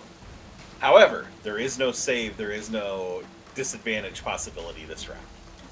So, the 6 challenges are putting out the fires in the rigging, which again, using magic or survival, repairing the mast, using magic, sleight of hand, or tinker's tools, repairing the hull, using the same skills, steering the ship again, repairing the rigging, which the same repairs, magic, sleight of hand, tinker's tools, and inspiring the crew, using persuasion, performance, or intimidation. With these, since there are 6 challenges this time around, everyone must do one on their own. Now, what is everyone doing this time, starting with Kiesel? What would you like to address? I would like to inspire the crew to not fucking drown and kill us. Kiesel! Did No, you no, have no, a let him +8? cook. Let him cook. Let 'em cook. As Oh, I as can't believe you're calm doing down, this to me. I'm fucking This is slipping. cruelty. This is cruel and unusual punishment. I have a for proficient Conrad. +5 to enjoying this. intimidation. I'm enjoying this. I Yes. have a +9 to performance. I'm the bard. Let me You're do not this. even real. It's okay. This is You're not even real. Wow. this will sell that this is not real. Dream for Alfred, sure. what are you doing? Kiesel is slipping a little bit as he tosses the last pail. He's just gonna start walking past these crew members. If you want to end up at the bottom of end up at the bottom of the ocean, get this ship together. I have furniture to finish. And I'm gonna. All right, what is my Alfred doing? intimidation. You don't need to He's roll gonna- yet. We'll come back to the rolls. So, He's gonna continue on the mast as that's his forte Okay. with his tinker tools. Salinas. Salinas is going to start shooting Kiesel. No. I get 6 Eldritch blasts to the spine and I'm paralyzed. Correct.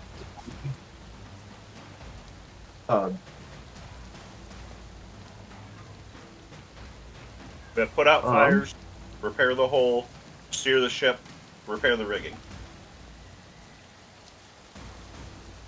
Salinas focuses, and in a flash of smoke, he misty steps upwards into the rigging and starts retying knots and pushing away the damaged ropes and reconnect things that he can.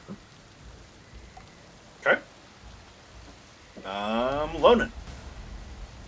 Seeing Kiesel abandon the task of putting out fires, and that the sail is even, she's gonna take up what Kiesel was doing and start, grabbing buckets and throwing it on the fire and trying to put it out.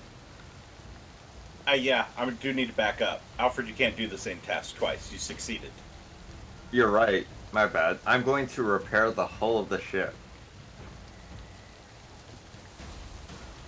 So repair the mast and steer the ship is what is left for Jofredir would be next. Let's see You who can't gets steer the picked for ship. Jofredir this time. I can follow direction. Cedric, you can pick for Jofredir and then pick for yourself. Well, he can't steer the ship, so he Yeah, has it's to kinda repair decided, the yeah. mast, and Cedric has to steer.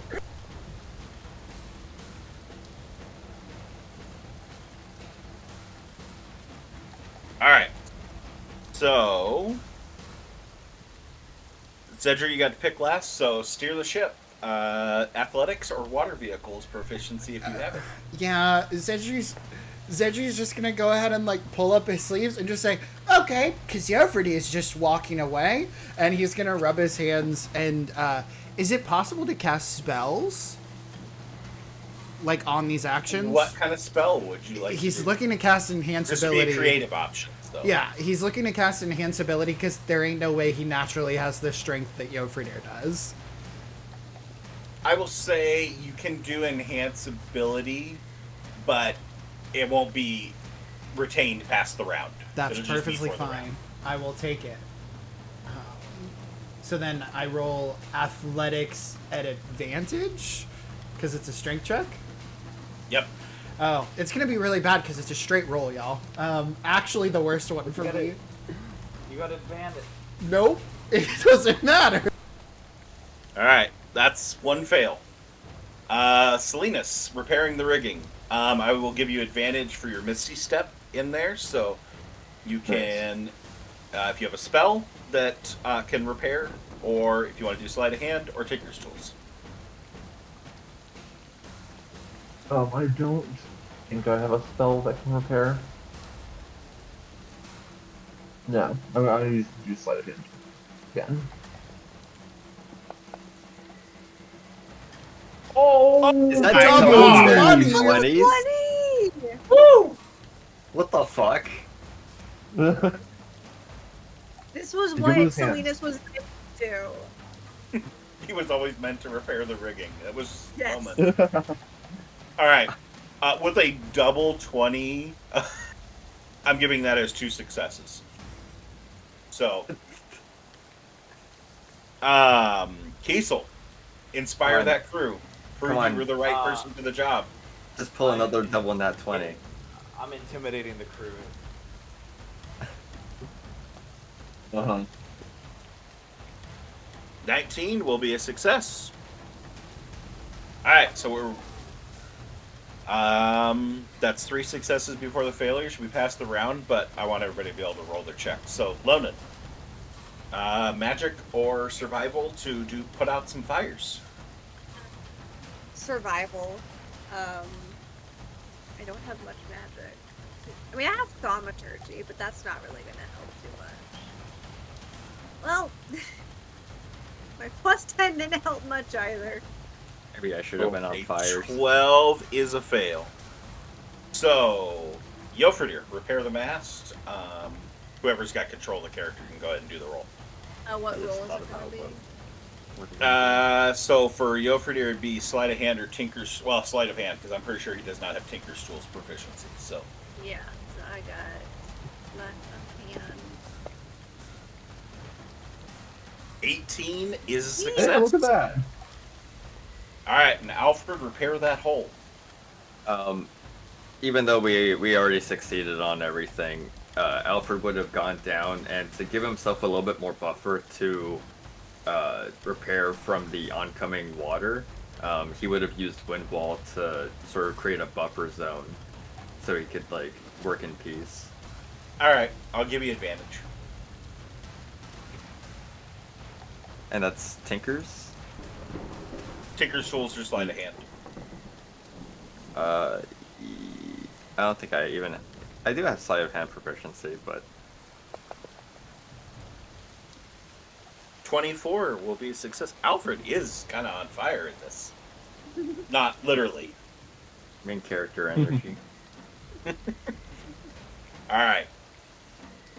As thunder rolls in quick succession, less like separate cracks, more like a single growing roar. Rain lashes sideways now, blinding and cold. The ship groans again as a wall of water slams into the starboard side. flooding the deck ankle deep before draining through the scuppers. Another wave crashes and just behind it. The deck is no longer safe. Movement now risks slipping, falling, or worse.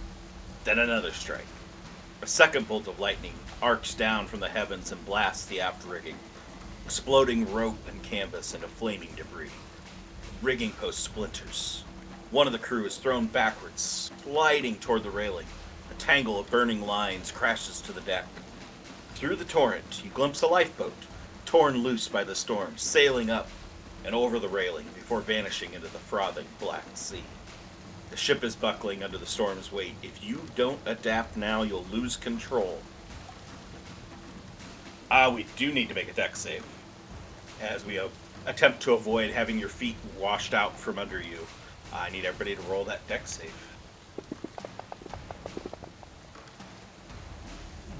I would like to invoke my Indomitable skill, which you get at level 9, and re-roll that save. Okay. I'm not gonna do anything as ceremonious, but I'm gonna use my inspiration so that I can re-roll the decks. I'm going to Flash of Genius and hold on to something so that I don't slip and fall. For a plus 4? Yes, a plus 4. I get like a half slip before I catch my balance. Peaceful succeeds. Alfred, you said it's plus 4 to put you to a 13? Yeah. That still fails. Unfortunate, but okay. Alfred will have disadvantage. Salinas will have disadvantage. Lonan succeeds. Zedri, yeah, that inspiration didn't get you far enough, so you'll also have disadvantage. Yofredir is safe. So 3 of you are safe, 3 of you have disadvantage. There are 4 challenges this time around. So you do have the chance to double up twice, but you have 3 disadvantages, so it's going to be a little bit trickier here. We have putting out fires again, using magic or survival. Steering the ship is still there, as it's been before. We have 2 new ones this time. Clearing the deck, using sleight of hand, acrobatics, or athletics to attempt to get the stuff on the deck that's causing damage out of there. And saving the crewman who's been thrown towards the railing and is falling overboard, using magic, acrobatics, or persuasion to attempt to embolden him to save himself. So, with this one, we're going to start with Alfred first. Which of the 4 tasks do you want to attempt with your disadvantage? Shoot. I only have so many spell slots left. The nice thing is you do have 2 successes, and there's 5 rounds, so the ship isn't going down this round if this one does sink everybody on disadvantage, so it's you could end the encounter here, or go to round 4. Alfred will try and clear the deck. Alright.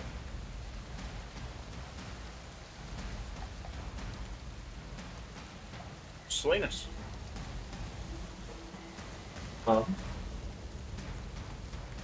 Salinas will inspire the crew. Save the crewman? Oh. There's not an inspire the crew this time around. Put out fires to your ship, clear the deck, or save the crewman. But to save the crewman, you can use persuasion. Gotcha. Alright, sure. I mean, just tell them to get good. Or he'll save the crewman. Okay. Kiesel. Is steer the ship still available? It is. Okay, so after using the water bucket, doing that, after slipping a little bit, after giving his scaring the death into these people, and then slightly slipping on that deck save, I've finally done my cool guy aura farming walk up to the wheel, and I'm gonna grab a hold of it and fucking strength check that bitch and try to keep us a little bit steadier. Alright, Yofredir is next up, and Cedric did that last time, so... Alfred, what's Alfred attempting to do? We have put out fires, or he can assist on one of the other ones. He does not have disadvantage. He is going to put out fires today.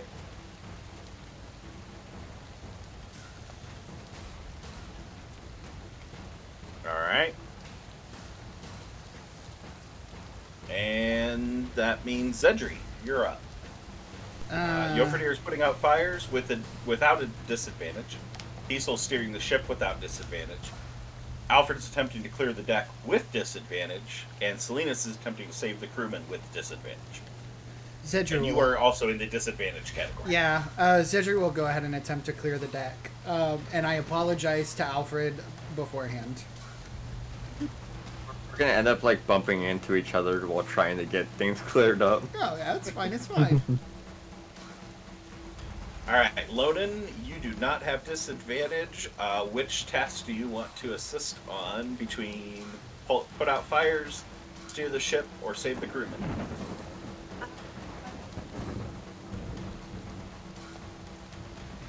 I guess I'll help with save the.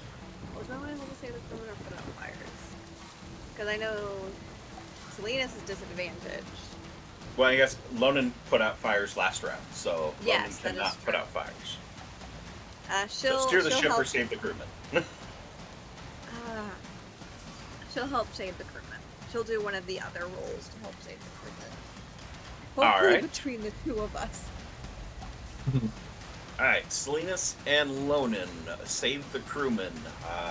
You can, if you have some sort of a spell cast that you think can help do this, you can roll a spell attack roll, or you can roll acrobatics or persuasion. Or give me something creative to possibly grant you advantage or move things into a different skill. I'd like to give Saga Bardic Inspiration Okay. for helping save the crewman. Yeah. I should have been using that throughout this encounter, but I wasn't thinking about it. And yeah, Lonen's going to acrobatics is basically try to run over to the rail, almost seems to like half leaping over it and to try to like grab this guy and help himself pull himself up, if that makes sense. Okay. Salinas is knocking him down. Alright?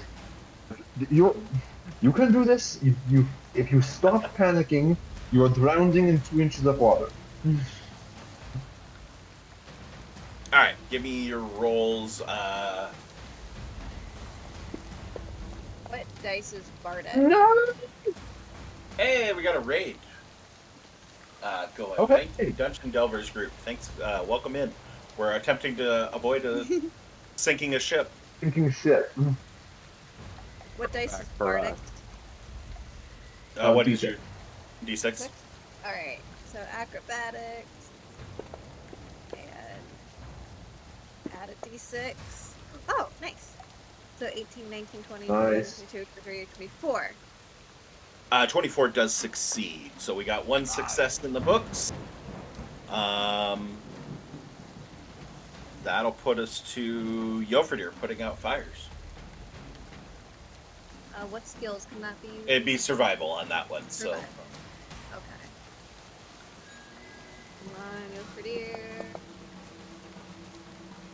15. 15 is just enough. That is the DC. Nice. So success in putting out the fires as Yofredir's out there doing what he can. Kiesel, you're steering the ship solo. That's athletics, or if you have proficiency in water vehicles. It's gonna be athletics. He's strong. All right, 19.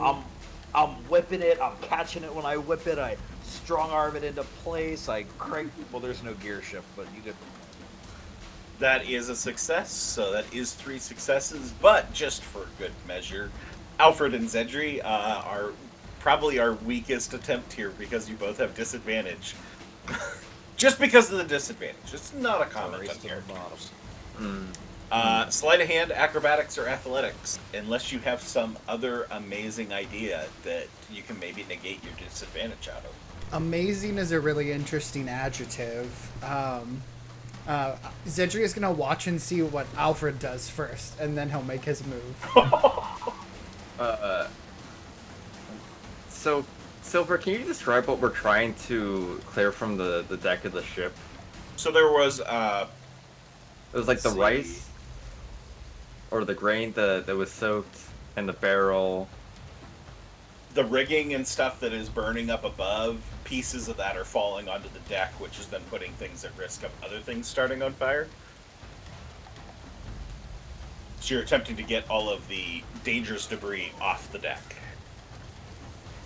Okay. Well, Alfred is just going to. I don't know how this is gonna work into my sleight of hand of it, but he's just gonna like pull Zedri over and go. We need to get all this off. Just start grabbing things. Give me a hand with this one, and he's just gonna start like trying to move one piece at a time, like two-manning it, and we're gonna start going one at a time, chucking them over the side. Yeah. Zedri will help, but seeing the slow pace at which we're moving, he's gonna go ahead and look down at the water and cast Tidal Wave. He's Okay. going to go ahead and arc the white water over Alfred and himself so that they're caught in the curl of the wave, and then it washes out everything else. So they throw one thing off, and hopefully everything else is washed off in the meantime. All right, Zedri, I will negate your disadvantage with your tidal wave usage.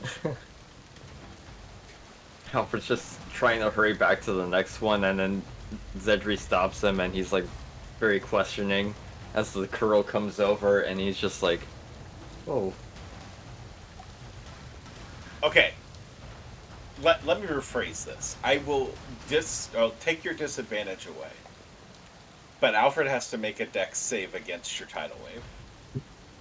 Can I keep my disadvantage to make sure to give him a wide enough berth so that he doesn't actually have to worry about tripping? Okay, if you're being more targeted, yes, we'll just leave it as a straight, but you can make a spell check instead of having to use one of the skills. Perfect. So I'll make a spell attack, and then Alfred make a sleight of hand check.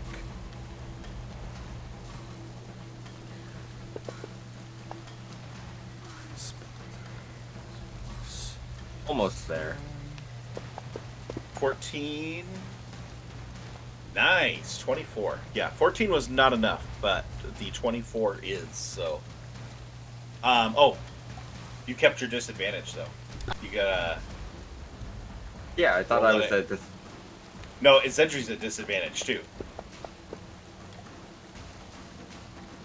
At 12 is much worse. Ah. Oops.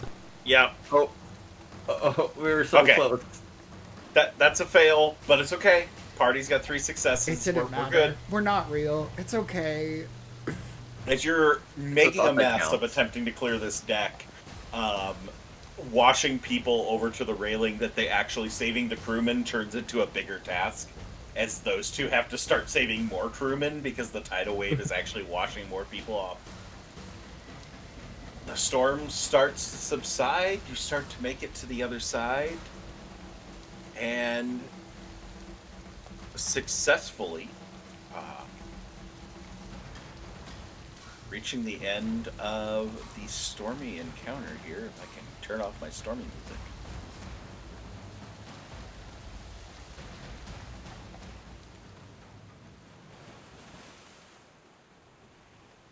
As the storm abates, the winds calm, rain slows, sea's fury lessening just enough to get a battered, half-broken Master's Prophet limping its way towards Six Bells Harbor under a haze of soft pink clouds.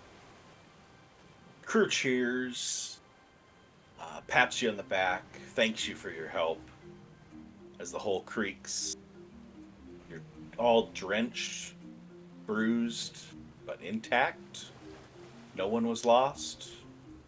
safely survived the storm.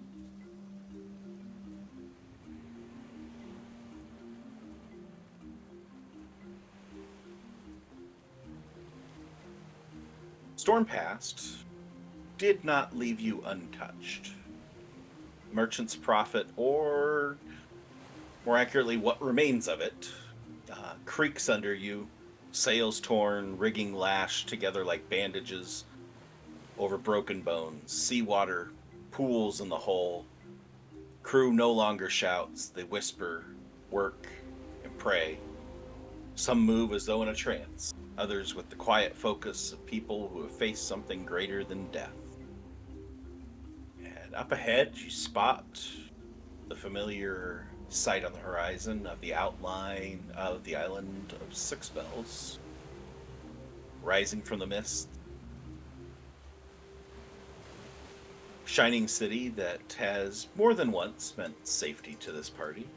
The city unfurls itself across the coastline like a rising breath. You're safe. It dinged, but safe.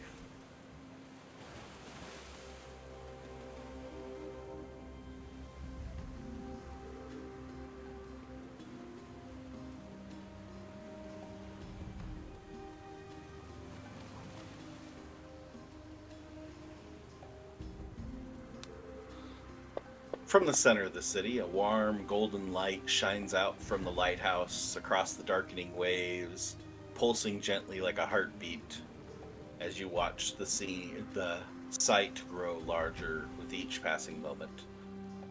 Steady star, a promise that the sea is not taking you whole.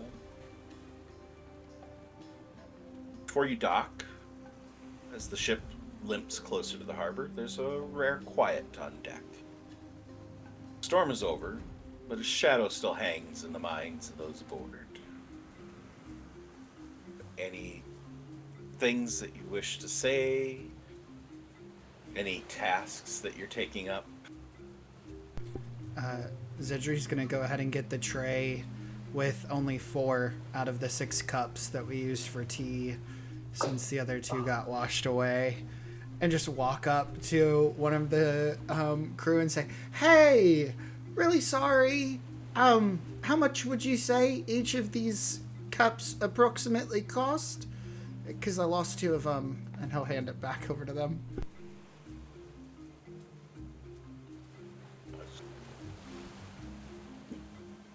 No big deal. Thanks for saving us. It's fine. Right, saving, of course. Zedri will walk away with a 100-yard stare out over the sea. Even on our days off, we still go to work.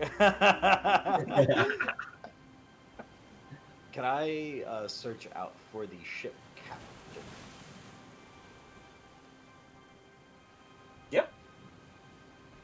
That doesn't take very much. Everybody's above deck at this point in time as everybody attends to fixing what they can and making sure that we can limp into port as best possible.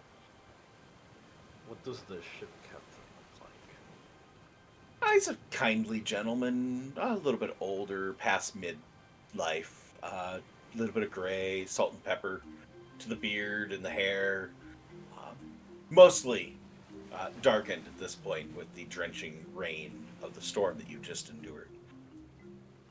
You seem to recall him having a hat before, but the hat is now long gone. Unfortunate casualty. I'll pull out a smoke. I'll offer him one. He got a little bit of hands shaking a bit as he goes and takes your offering. I get like a match out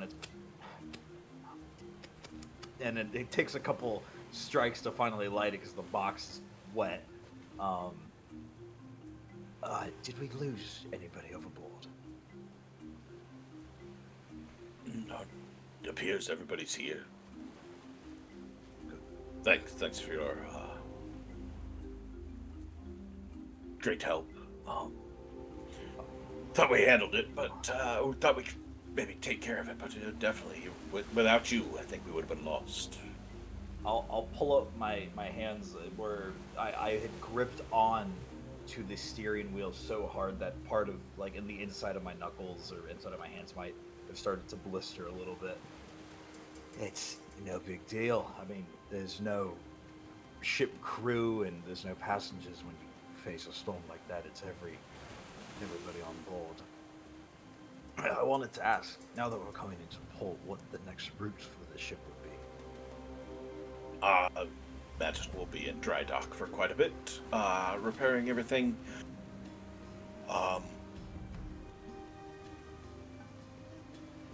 Don't know that we'll have another destination anytime soon, but if you give me your contact information, I'll be happy to obviously transport you wherever you need to go. And sign of appreciation for your help. Of course. Food and bedding for labor if you end up heading east. I'm sure we can reach very reasonable accommodations. Maybe even upgrade your state rooms down below once we get everything repaired. Kiesel will try to hug a little smug smile. Definitely. We'll be in town for quite a bit, so I'll make sure to stop by and see how we're doing.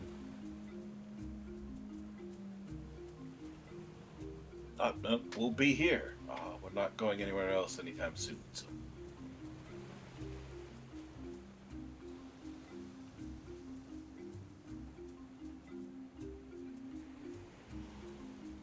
Alfred's going Anybody to... else? Alfred's going to be walking a very soaked Cybil down the gangplank.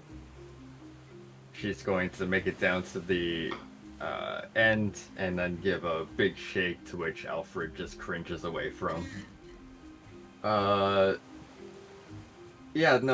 of Alfred's time, I guess, post docking is going to be spent like just taking care of Cybil, kind of just out in the open, trying to get her as dry as possible so the wet dog smell doesn't linger.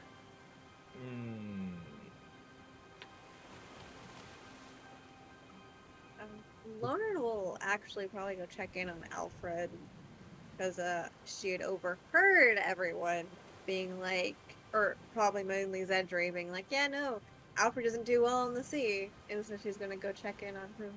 Like, how are you feeling? I'm all right. I think. I mean, we're alive, so that's good. I mean, it's the most eventful ship I've ever been on. I wish I could say the same. At least this one didn't go down. This one didn't sink. Thank Noctalis. Yeah. How are you doing? Are you all right? You'll see that Alfred is just like, almost neurotically like, trying to dry Cybil at this point. She has her shawl off and she's been like wringing it dry itself. It's like, I mean, a little damp right now, but alive, not singed.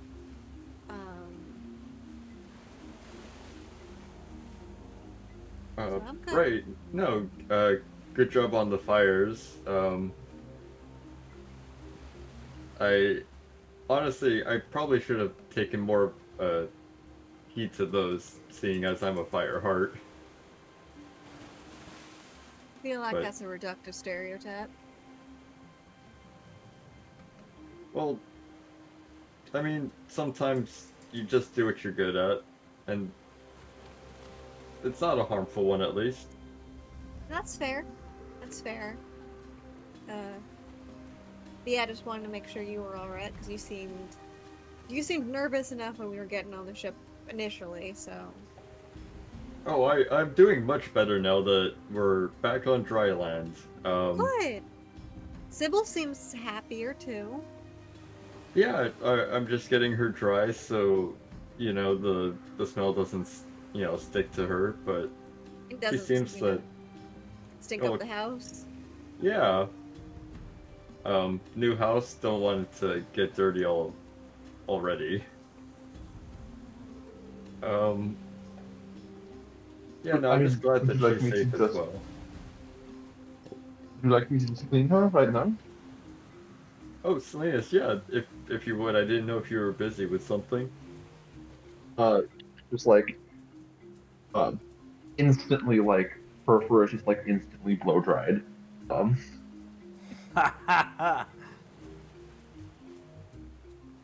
She'll just like wriggle in contentment, and then go up to you, Salinas, and start like nuzzling on you. give her a like check her head and everything. It's it's like she understands how the magic works. I don't know, it's Animals are quite pretty interesting. smart. Yeah, no, I'm constantly amazed.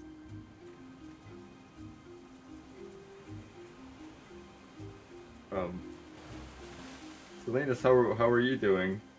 Uh, any worse for wear?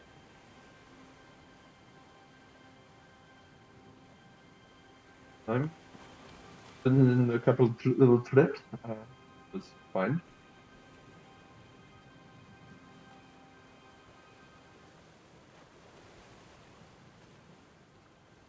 Well, all right. Well, I guess we just got a few things to grab, and then we can head on our way, I guess.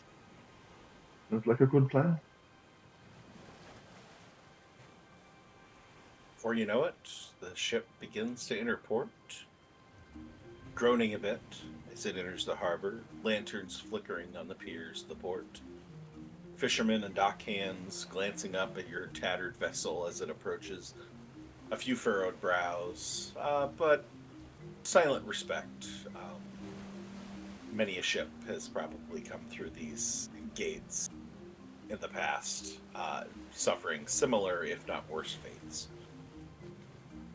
Beacon continues to shine from the tower, its light refracted through sea spray and twilight, a guiding flame, as bells chime from the bell towers across the 6 districts of the city. Not an alarm, but seemingly in welcome. Your vessel is guided in by long poles and gentle commands, scrapes up to the dock like a wounded animal, its hull kissed by barnacles and salvation. As you once again find yourself at dry ground.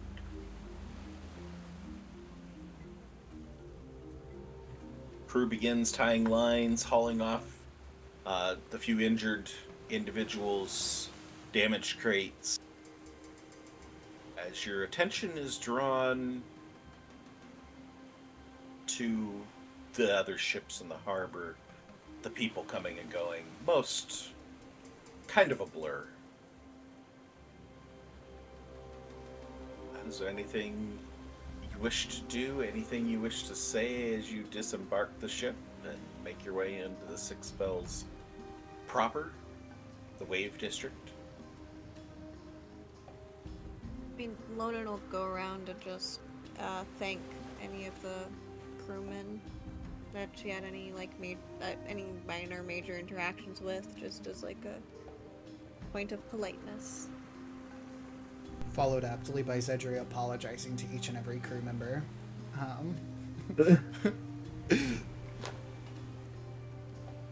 Alfred would like to at least go see the chef for a second to thank him for the meal, but that's about it. There's plenty of opportunity to meet with individuals from the ship. Mostly a skeleton crew is left behind to manage getting things finalized, so the rest of them disembark, happy to be on dry land, about as much as Alfred probably is, as everybody starts to make their way inland.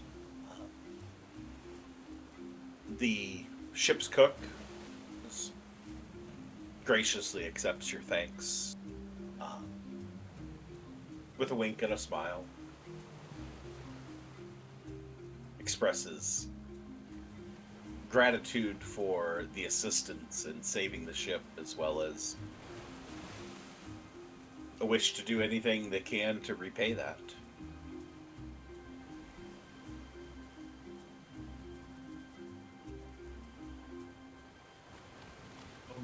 No, no need to repay. It's just something that we do.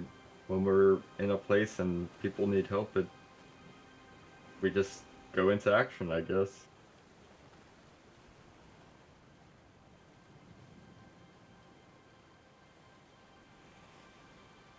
As you start to head in, anybody else have anything they want to do?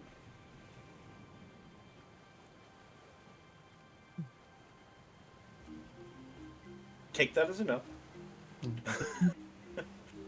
Not everyone at once. Alfred, as you start to make your way up the dock, back towards actual dry land, take in sight of this nearby vessel. It's a sleek, low-slung, dark gray hull, etched silver trim, and standing on the dock, leaning against the railing of this modest schooner, see a tall, broad-shouldered figure. Catfolk, reddish-orange fur, covering most of his frame, kind of the color of rust. Kissed by sun, with a neatly trimmed yellow-orange chin-strap beard, hugging his jaw like a burning river. Wears a weathered dark brown overcoat, faded yellow trim catching what little light filters through the harbor mist. A wide-brimmed sea captain's hat shades his face, casting his green eyes in shadow. When he does look up, his gaze slides past you, not out of rudeness, but like a man always halfway somewhere else. Movements are steady but heavy. Movements of someone whose prime is past but not been forgotten. As around his neck you see just a thin string that disappears into his shirt, whatever it holds, hidden from view. As he stops before you, tips his hat in greeting. With a warm voice says, "Looks like the sea tried to take something it couldn't keep."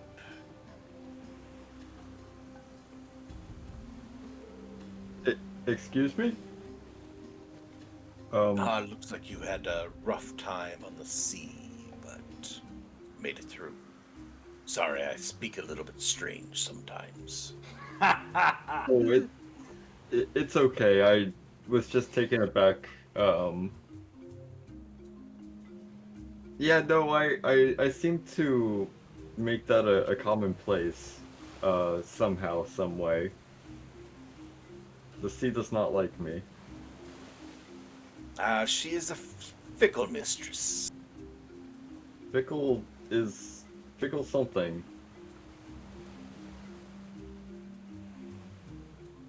What is Once your name? knew sir? a mate on a ship that was like to tell tales of his fickle mistress, the sea. But that's another time. I'm sorry, my name. Yes.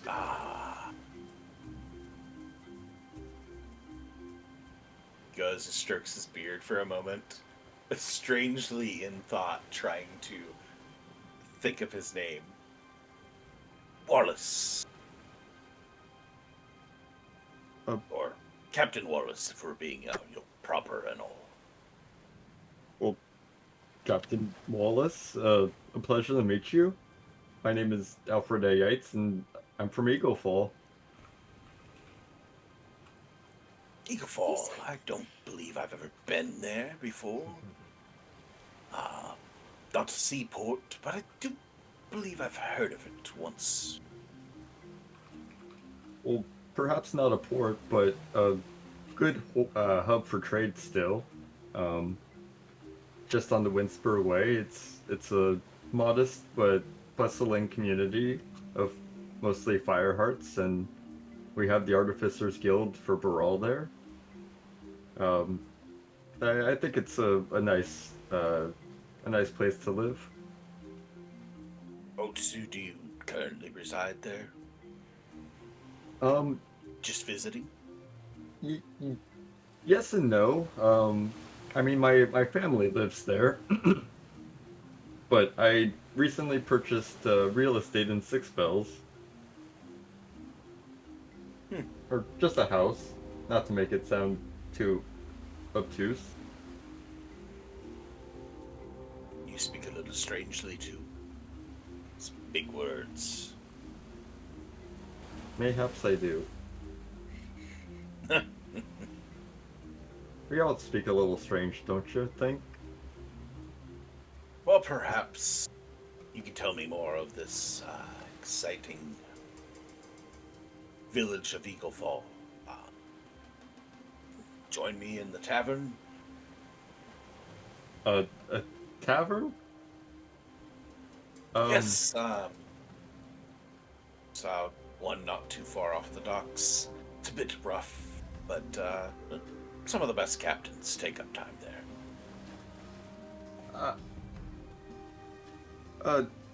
Captain Wallace, with all due respect, you've been on many trips and adventure, I assume, correct? Oh, too many to count. And on those trips, many strange things might have happened to you that you cannot necessarily describe. Oh, there's always a bit of mystery to the sea. I agree. Well, yes, I will agree. For a lot of things besides the sea as well. For me, it is places that are called taverns, if you would choose to believe. That is a strange one. An avoidance of taverns. You don't happen to be a teetotaler. Oh, no. I'm not necessarily the most prolific, but I I do enjoy a good round of drinks with some friends and a good time, you know. Then you are the first one I have ever met that cared for the drink, but didn't care for the place that served him. Makes you all the more interesting. I would be happy to have a drink with you and tell you why in a place that is not called a tavern. I suppose that's something that could probably be arranged. And I will tell you why I do not travel to taverns. I'm sure that is a very interesting story. On that note, I'm going to propose we take another quick break. Yeah, so 5-6 minutes, somewhere around there. That work for everybody? Okay. Can I ask Before one we quick move question? into our last segment. Yeah. Were the rest of us within hearing range of this conversation? You tell me. That is entirely up to you. You can choose to have been within range or not. Right, so the We'll scene say is Yoker was not. Okay. okay. Yeah, I mean the scene is that we just got off the ship and we're around all the other ships in dock, and this Captain Wallace has just walked up to Alfred. Mm-hmm. So, I mean, public space. You all would have been just walking past where Captain Wallace was leaning up against his ship. So, if you would have kept walking and left Alfred behind on the dock, then you would not have been within hearing. If you would have stuck with your partner, then you would have heard the conversation. Okay. Does anybody have anything that they wish to say to follow up on Alfred is an interesting fellow with an interesting tale of not going into taverns and why he won't go to taverns. Oh, yeah, no, Lone like, what? What's it with taverns? Taverns are Well, great. there's something that we said, and then basically kind of proceeded to immediately ignore. So, Yeah, when we went to Maidenthorn, we not only went to one, we went to 2 taverns. we slept in the tavern. We slept with people in taverns. What? Well, That might have just um, been you. Yeah. That might have just been me. Who do you think paid for the rooms? The It wasn't me. Maidenthorn taverns are quite I nice. did.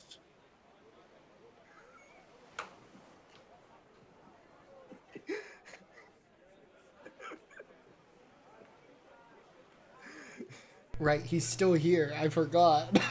I don't see why we shouldn't join this NAS Captain Wallace for a drink right now. I mean, if you have another place that you'd like to go, then you said you recently purchased some real estate.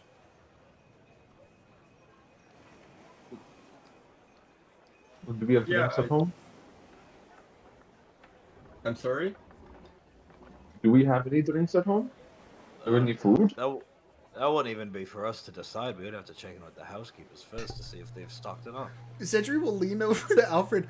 We're gonna just let this guy come to our house?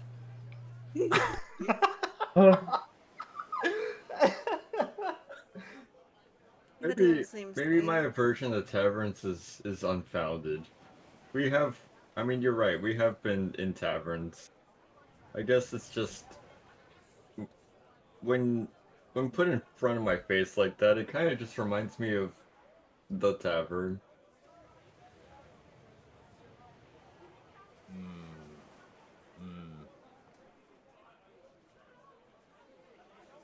Well, if Well, One would want- folks, if there's kind of lacking a place to go, I do know.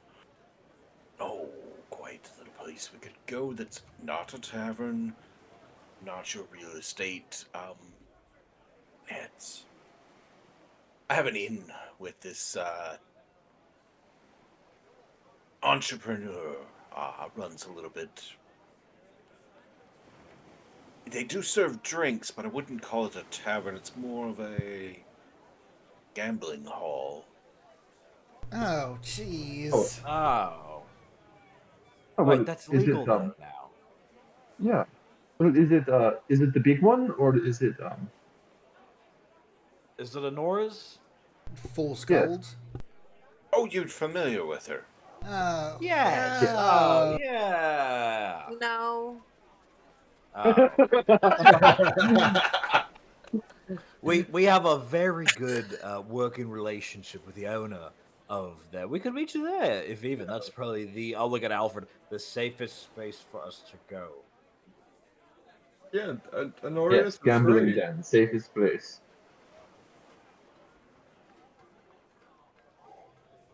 Well, maybe if you're not my wallet of coins, it's not the safest space. But for enjoying drinks and companionships, I haven't gotten stabbed there. Not yet, at least. I'm very curious to hear this tale of not attending taverns that is just continues to get stranger and stranger as you provide details, I suppose. Private room at the Fool's Gathering? Sure. How about we meet you in an hour or so? I do have a bit of a tight timeline. Oh, how about we meet you in 5 minutes? We could walk there now, get some drinks, come back home, pass out. Sounds splendid. Then we'll meet you there, friend.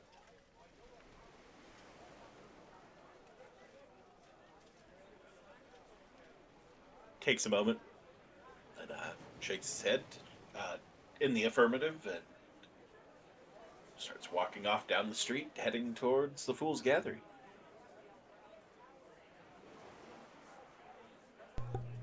Zedri will saddle up. Oh. Oh no. Zidger's gonna settle up next to Alfred and just go, see, I don't think you're crazy for the whole aversion to taverns thing, but doing it on your own terms makes it a little more palatable. Yeah, I think the aversion might be a little unfounded at this point. I guess it was just the way that it was framed. Someone that I don't know comes up to me and asks if I want to go to specifically a tavern, just reminds me of back then. Well, paranoia often leads to good things, and honestly, sometimes it's like looking in a mirror because it's a little reflexive.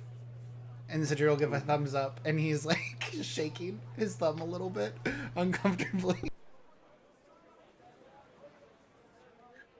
It would just give you like a nervous chuckle.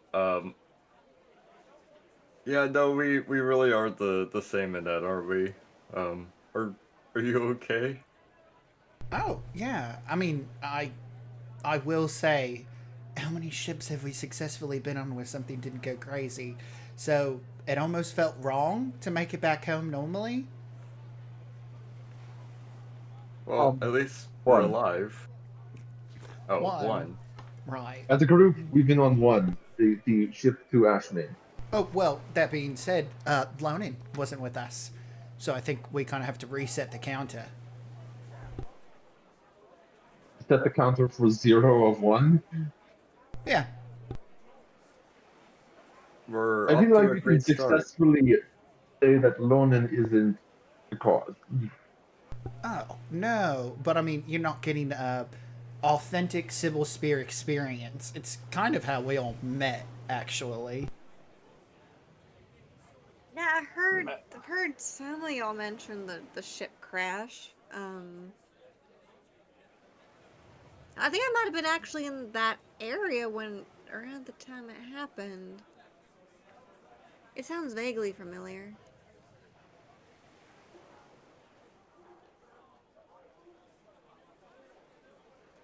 Well, there's no better way to come together after a near-death experience, or however many people were on that ship, like getting fucking drunk.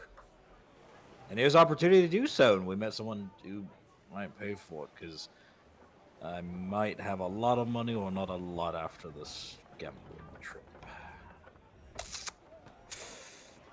Cecil, I please don't don't lose all your money.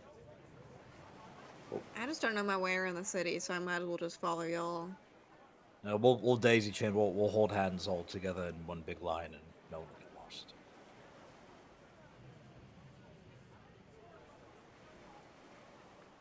All right, we daisy chain and goes to the go Yay! gambling.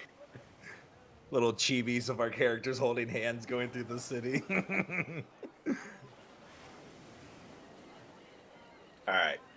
You set off for the Fool's Gathering, and within moments, or what seems like moments, you're there. Arrive to find the place much as you remember it. Fairly bustling. You led through the now less secretive entrance, through the inn up above. Unfortunately, have to enter a tavern to get to the Fool's Gathering, but you've been in this tavern before. Partied there for Life Day. As you pass through down to the basement and into the gambling hall of the Fool's Gathering proper, Captain Wallace has already secured a room, is exchanging a brief word with your good pal Honoria before she departs with a smile and a nod in your direction before she heads to her office, leaving you to a private room with Wallace and the 6 of you.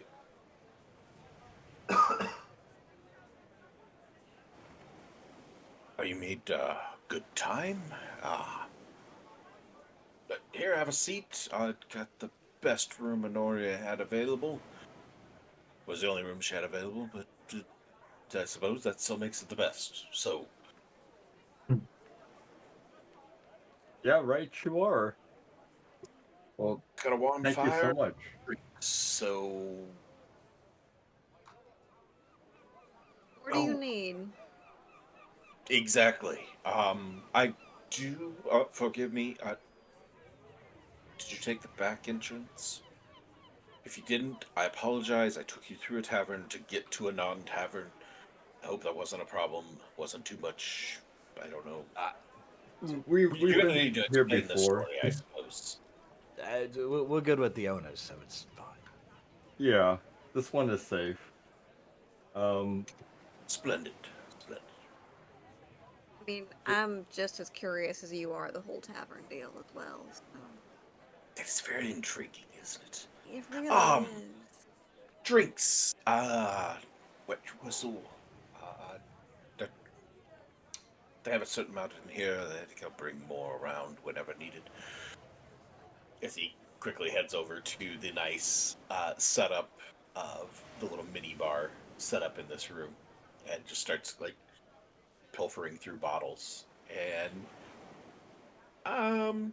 passive perceptions above a 12. Is it just the two? Yes.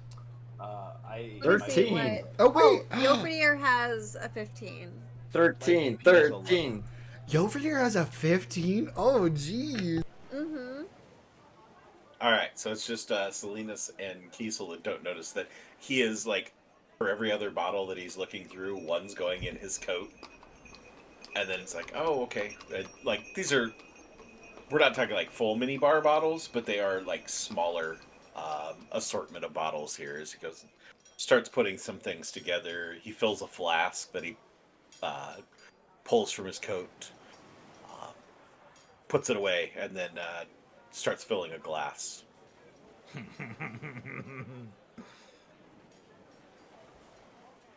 As he takes a seat in the corner of the room, as fire crackles low in the hearth next to him, the sound of cheers and excitement out on the floor of the casino. As before too terribly long, a waitress arrives, delivering drinks for all.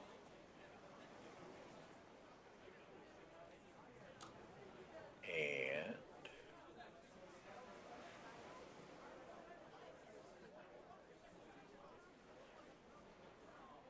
give me a second. I should have queued up sound set here.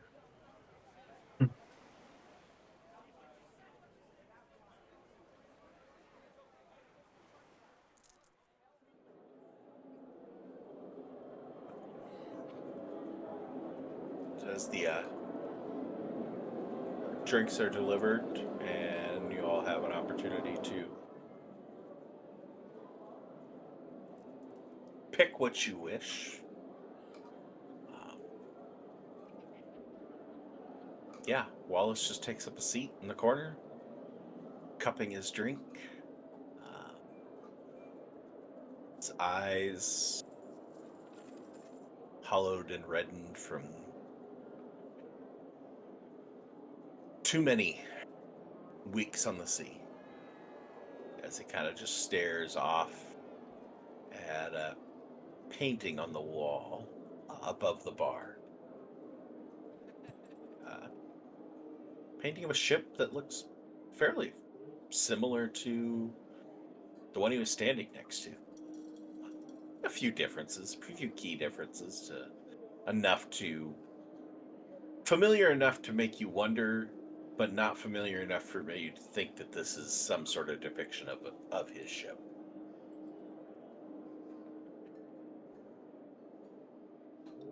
So, dislikeness for taverns. Feel that is a story worth hearing.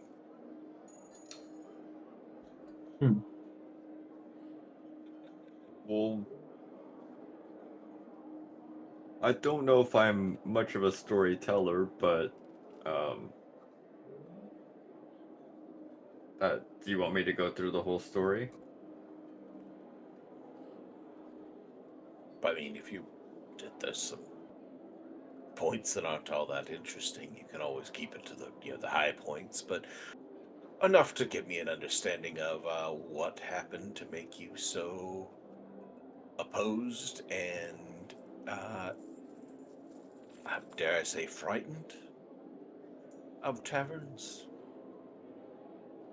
unfamiliar taverns. Right. I think the last thing that happened in the real world was we had gone to see a show by our friend here, Salinas. His family was putting on a show in town. Uh,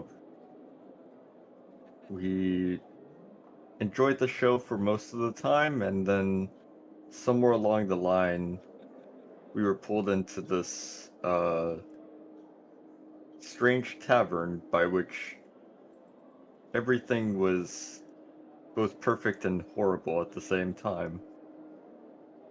You say pulled into a tavern. Like people actually drug you into the tavern and made you drink?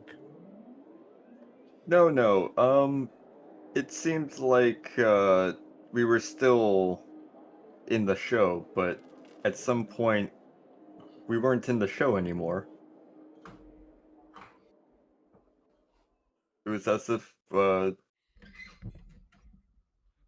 one moment we were there and the next moment it was the tavern.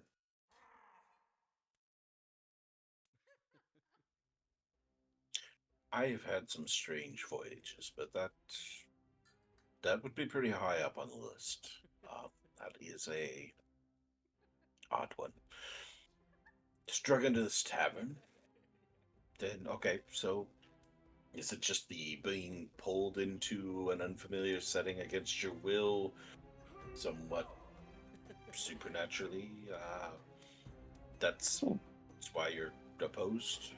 No, no. I mean, I'd rather choose where I go, but uh, there was no escape to this tavern at first. That sounds like a splendid tavern. I mean, unless it's the drinks are expensive, tavern I could live in sounds quite pleasant. Well, all the drinks were free and all the food was free and everything was as amazing as you could imagine it.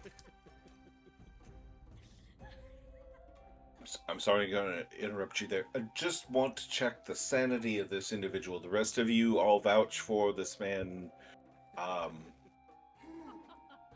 You're telling me there's a tavern where everything is free. You may go in against your will. You can't leave, but everything's free in the most delectable things. That sounds. I'm pretty sure some of the sailors I spend my time with would equate that to as close as you get to the divine of rejoining the gods in the aether. Your disbelief doesn't make it any less true, friend. It did happen, and the food was delicious. The orgies were never ending, and the adventures that were had were a lot. But it did happen. It's not that we were drugged, but we were tricked into it. Sign me up for that trick. Do you have an address, location where I could track down this place? It sounds like a great place to retire. Have you ever heard of the Dreamer, my friend? Don't believe I have. Well, that's Maybe the only it's way you're Kevin. going to get there, unfortunately. But it was here in Cybil. It was called the Dreamers and Tavern. I've spent a lot of time at Six Bells. Can't say I've ever heard of a place. Dreamers Inn. No. Definitely never heard of a place that was all you can eat and drink of the best stuff and orgies, apparently. Damn, this sounds like a place to put an Ori out of business in a quick second. Well, Okay, maybe not for those people, but well,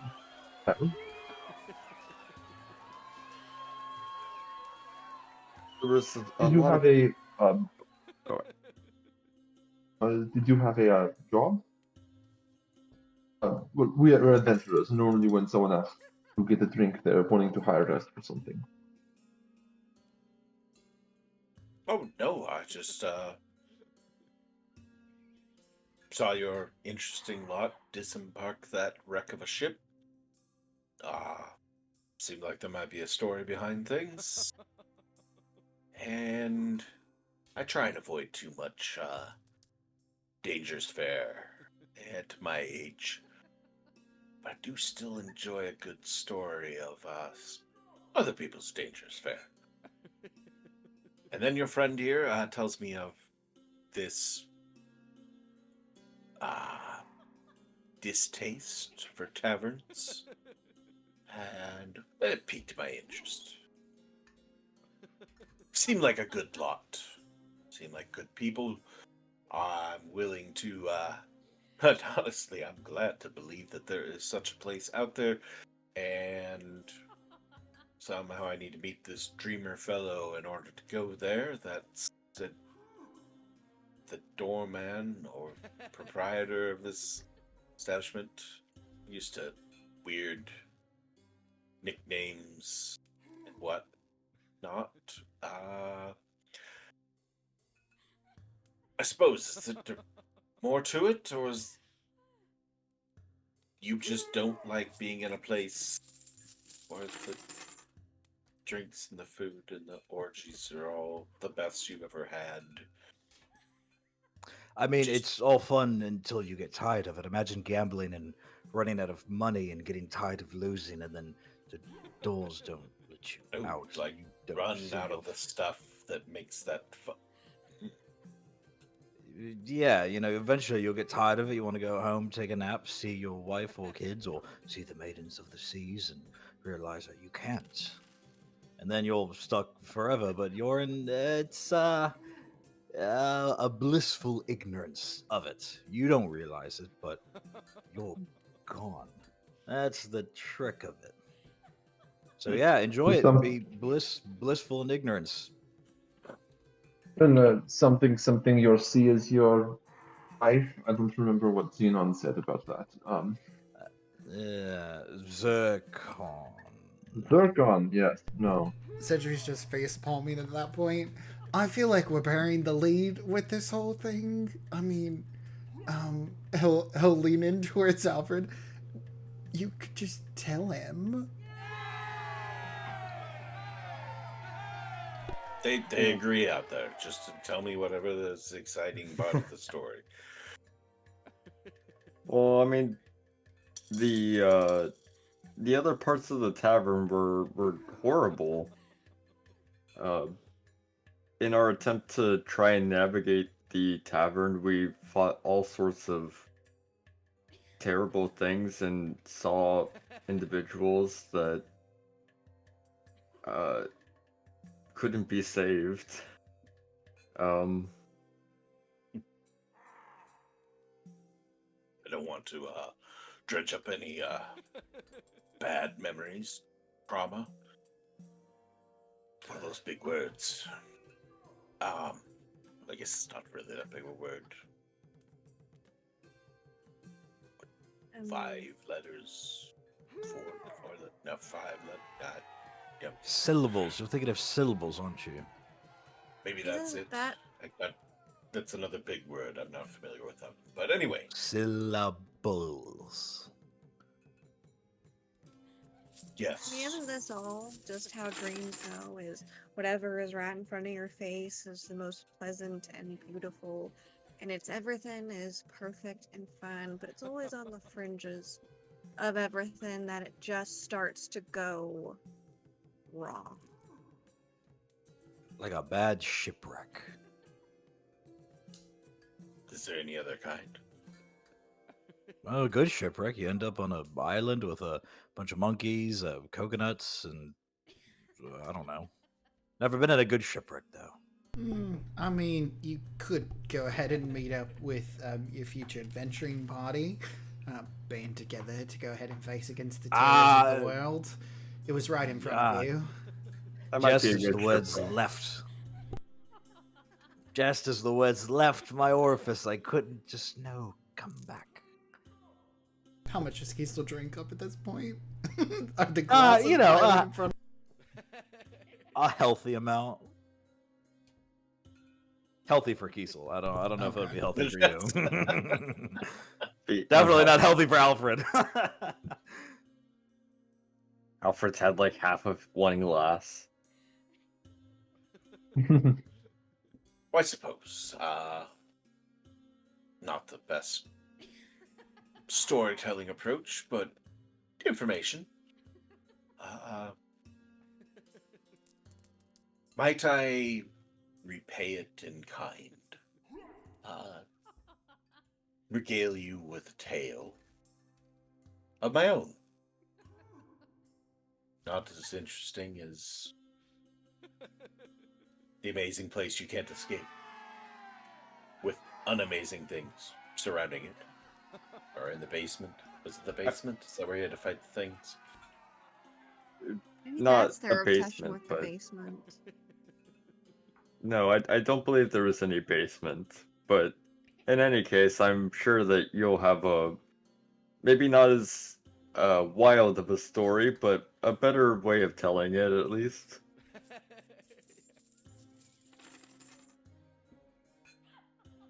Oh, I kind of does a little brush of the nails across the fur on his chest. I don't know if I'm that good of a storyteller, but give it a shot.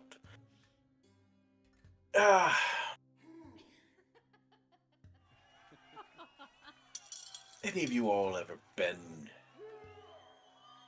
in love?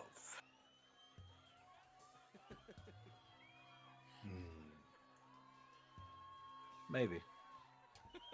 No, nod. Alfred will shrug his shoulders. Zedry's just sitting like this. We'll also look specifically at Kiesel. Yeah. We'll also look at directly at Kiesel's like, if you don't know, never have. I was in love once. She was a bit too good for the likes of me, though. Didn't know what I had until, well, she was too smart, too bold, too willing to look at things the rest of us might rather ignore. Name was Terahasa. One of the last real dreamers of the world. Not this dreamer person you say is the purveyor of this other place. At least I don't think so. But she always believed that somewhere in the drowned places of the Sea of Kings, something ancient still stirred. Not ruins or treasure, just something alive, something waiting, something yet to be discovered. I'd seen so much, didn't believe her. Gods forgive me, I outright mocked her for her beliefs.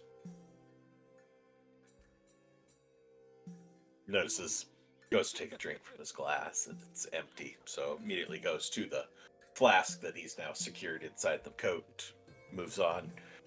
It's a deep drink.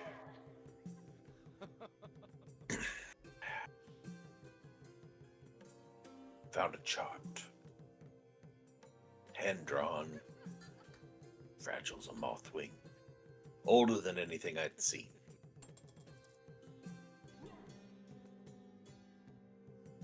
Said it was the key. Key to something she called the Deep Lock. She begged me to come with her. Refused, said she's chasing myths. It's folly, a fool's errand. she left without me. Crew of desperate souls and coin I'd lent her out of guilt, not faith. Oh, it's been more than 10 years. And the Whispering Mare never returned.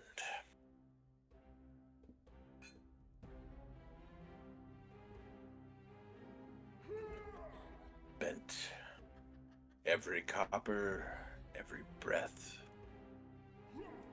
since she left trying to find her.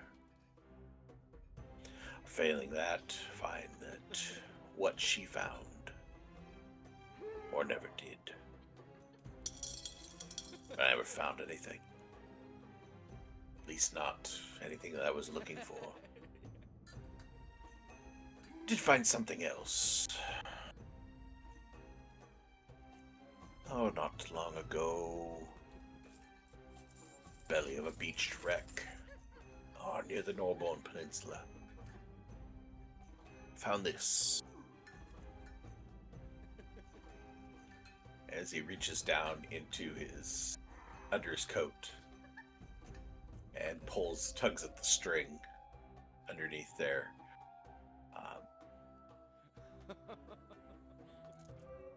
As he pulls at the string and starts to pull something out from underneath.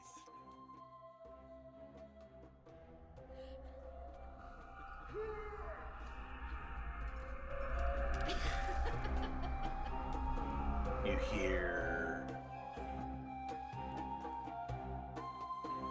a sound you've not heard in quite some time. You hear the sound of the whispers as he pulls from his shirt a key attached to the end of the string. Key showing at the fob at the end, showing the face of a catfolk, and it's an outright scream, roar. This iron, unimpressive key aside from what's at the end of it.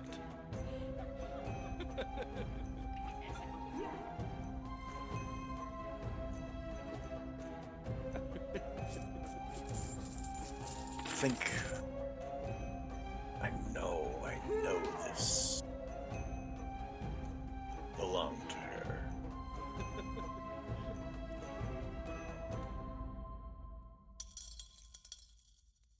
That key belonged to her? They had to have. There's her mark. You see, he goes and he turns the key over. It's like pulling the string off from over top his head, just like holds it out in front of him towards you, Alfred. It's like points just on the back of the head of the catfolk. There's this tiny harp. Yeah, see this the tiny harp there, just beneath the bit. His voice just begins to tremble a little bit. His eyes swimming. I've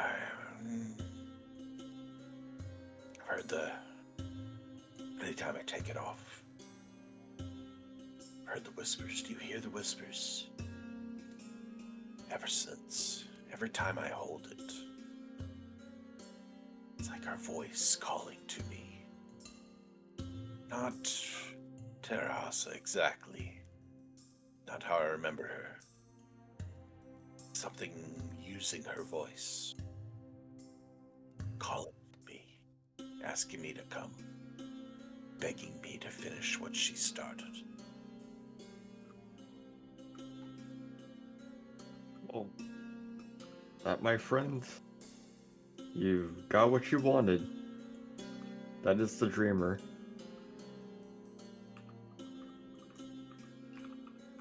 I mean, she was a dreamer. No. You're saying she's the same. Your love might be either impersonated or taken by the same person that I told you about.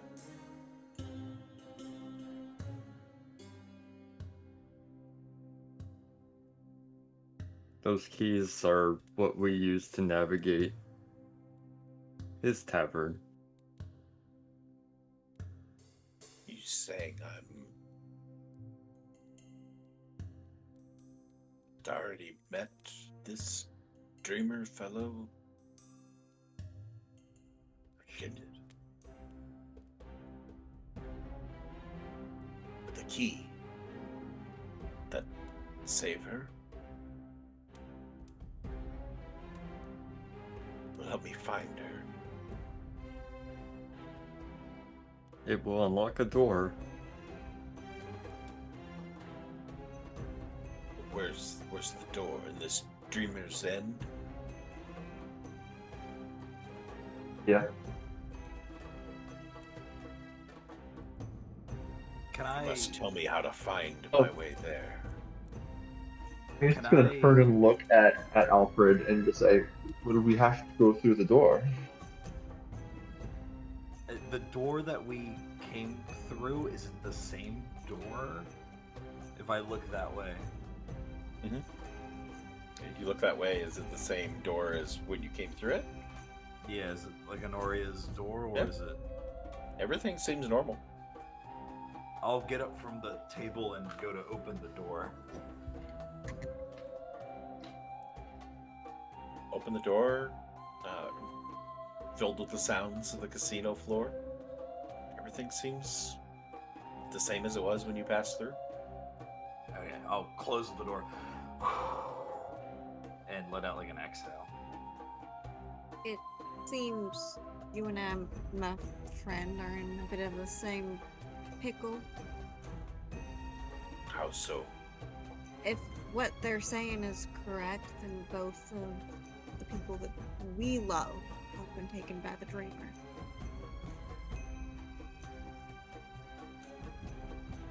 He stands up, thrusts his hands on the table, and just like leans down a foot away from your face, Alfred.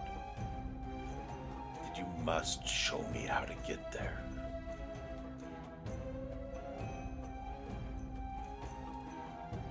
Or if you're too much of a coward to go yourself, tell me how to get there. Or we'll meet his stare. I will tell you a few things. 1. That is a place you do not want to go. 2. But if she's there, then I have to. I owe her that. 2. I don't know how to get there. We came to Six Bells. We were looking for a place, and we were directed to the Dreamer's Inn Tavern.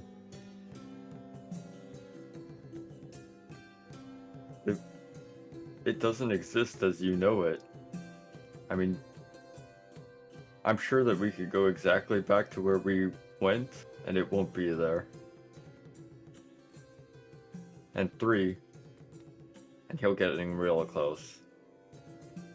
Do not ever call me a coward. I have seen shit that you do not even know.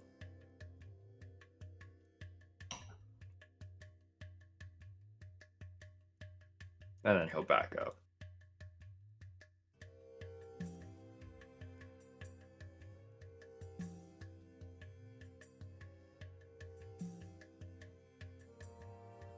Drops his stare, looks down at the table for a moment.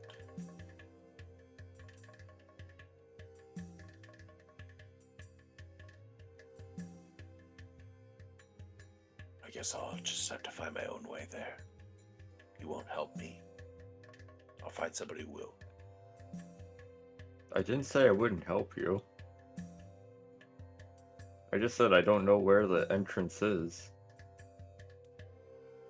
As it stands, we all are looking for the dreamer ourselves. For us for that reason, and Lonan here for what she just told you.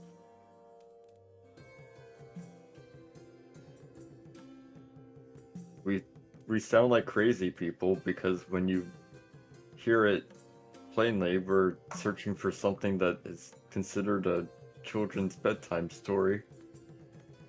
No, you don't sound crazy anymore. If you think this holds the answers to why my dear Terahasa disappeared to, I'll believe anything you tell me about it. All I want is more information. I will do whatever I can to save her or die trying. I've made a whole mess of my miserable life. The missed opportunities, my chance to help her fulfill her destiny. If she's trapped somewhere because of my failures, I can't let that stand. Would you? No, of course not. Then we figure out a way to find this place. I will give you one more warning, and I believe that this will also show that this is as true as it can be. I mean no offense, but you can keep your warning to yourself. As I said, if this is my end, I will go down doing what I can to save her. That is my warning. You will be asked to make a choice. Do not say yes. Do not make a deal. Why not? Because I'd gladly trade my life for hers. that's not what you're going to be trading. If you think that death is the worst that can come to you, you are sadly mistaken.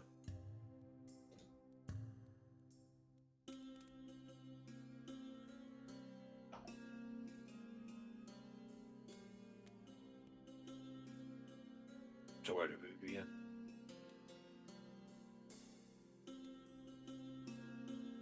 You said it was the tavern. Only been there once.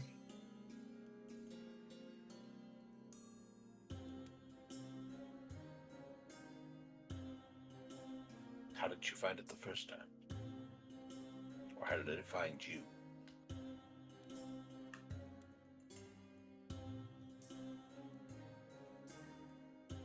I mean, as I said, like, we were looking for somewhere to go, and we had asked around, I believe, down at the docks. The same docks that we came in on. It found us the way you found us. Actually, yeah, it really did find us like that. Which is why I seem so apprehensive around you. Apologies. Seems fair. You said something about performance of your friends. I think that any sort of things tied to family might be a key. A key. Well, I mean, I don't think that Salinas' family is in league with the Dreamer in any way. It might have just would been... hope not. I mean, it might have just been the right place at the right time for us to be distracted. Do you think if we went somewhere where ties to family are stronger, we might find it?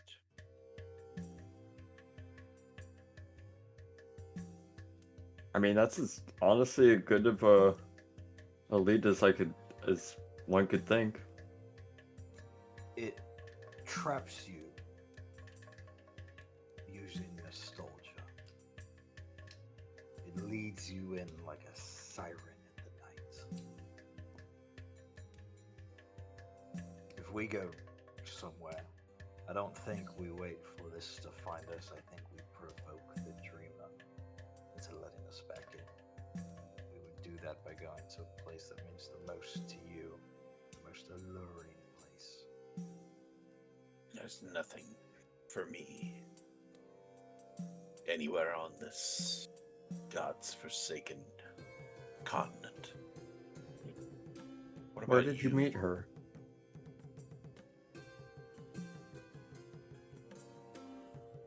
Oh, You know exactly where you met her.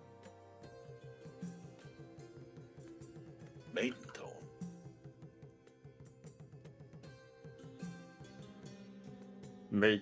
Maidenthorn. Okay. That's been 14, 15 years past.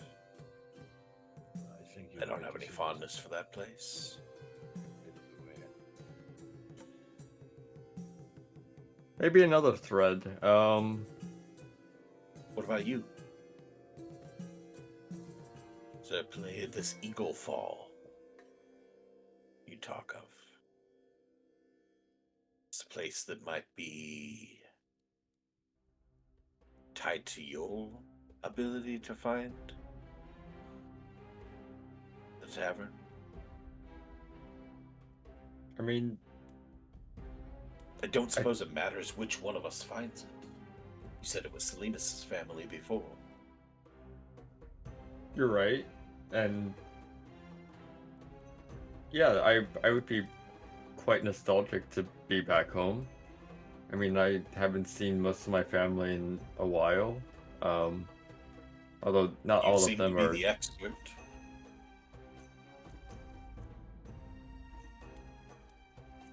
Well, I mean, we just got back here, and Alfred will look to everybody else. Like, I suppose that's a reasonable request.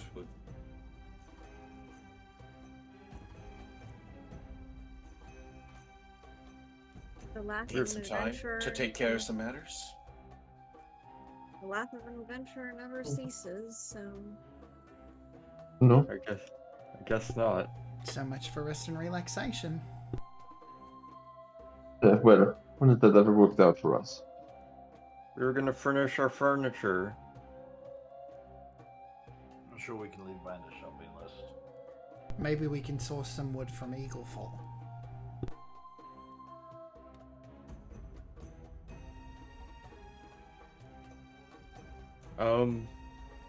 I saw you were next to a boat when I first met you. Aye. Can it hold yourself and 6? And the dog? Certainly. Lonely Moon is at your disposal.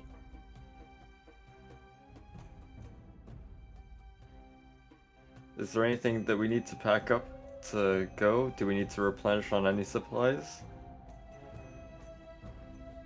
I'll take care of making sure we have supplies for the journey. You take care of whatever you need. How much time do you need? A few hours. Take the night. One night in our Leave at actual daybreak. beds would be nice. Only fair. Oh, your actual beds. We have a pull-out cot. It's fair. All right. Or Are we settled? I think so, Captain Wallace. We leave at dawn? We leave it on. And that is where we will end tonight. We're going to Eagle Fall! Eagle Fall. Eagle Fall. Eagle Fall. Eagle Fall. You're going to Eagle Fall with us. The gang. Oh, yeah. The gang! The gang goes to Eagle Fall. If The this, gang's if this, all here. If this was modern level 12 Kiesel, I would have jumped around that fucking table. I would have pulled back his ears. I would have searched him like immediately for tattoos, bro. That boy's an emissary. And he's fake. just like us. Yeah, no, it feels so weird because like every interaction is like, this is fake, but this is real, but this is fake. It's like to Alfred, this is real, but everyone else is fake. Love compartmentalizing the role play. Yes. Yeah. Okay, if this was a real Cybil spear, like we got back from like an adventure and we immediately run into this guy, we're not taking this, right? This is bait, right? Like, Yeah, we for wouldn't sure. take this.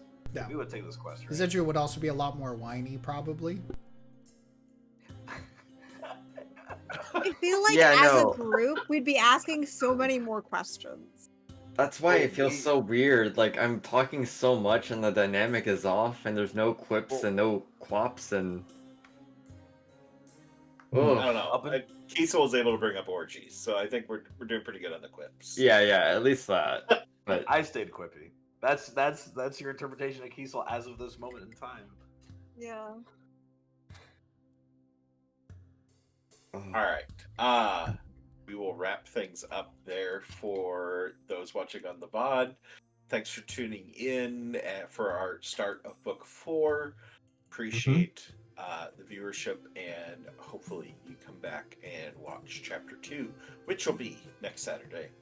As we continue on, we're back on a regular schedule, and so we will be back next week with Chapter 2.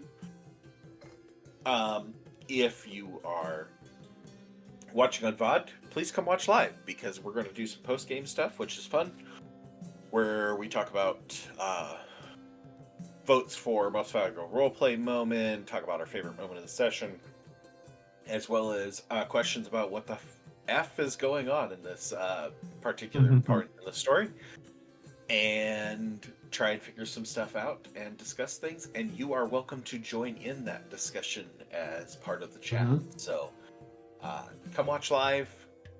Thanks for tuning in anyway, and we'll see you next week, VOD viewers.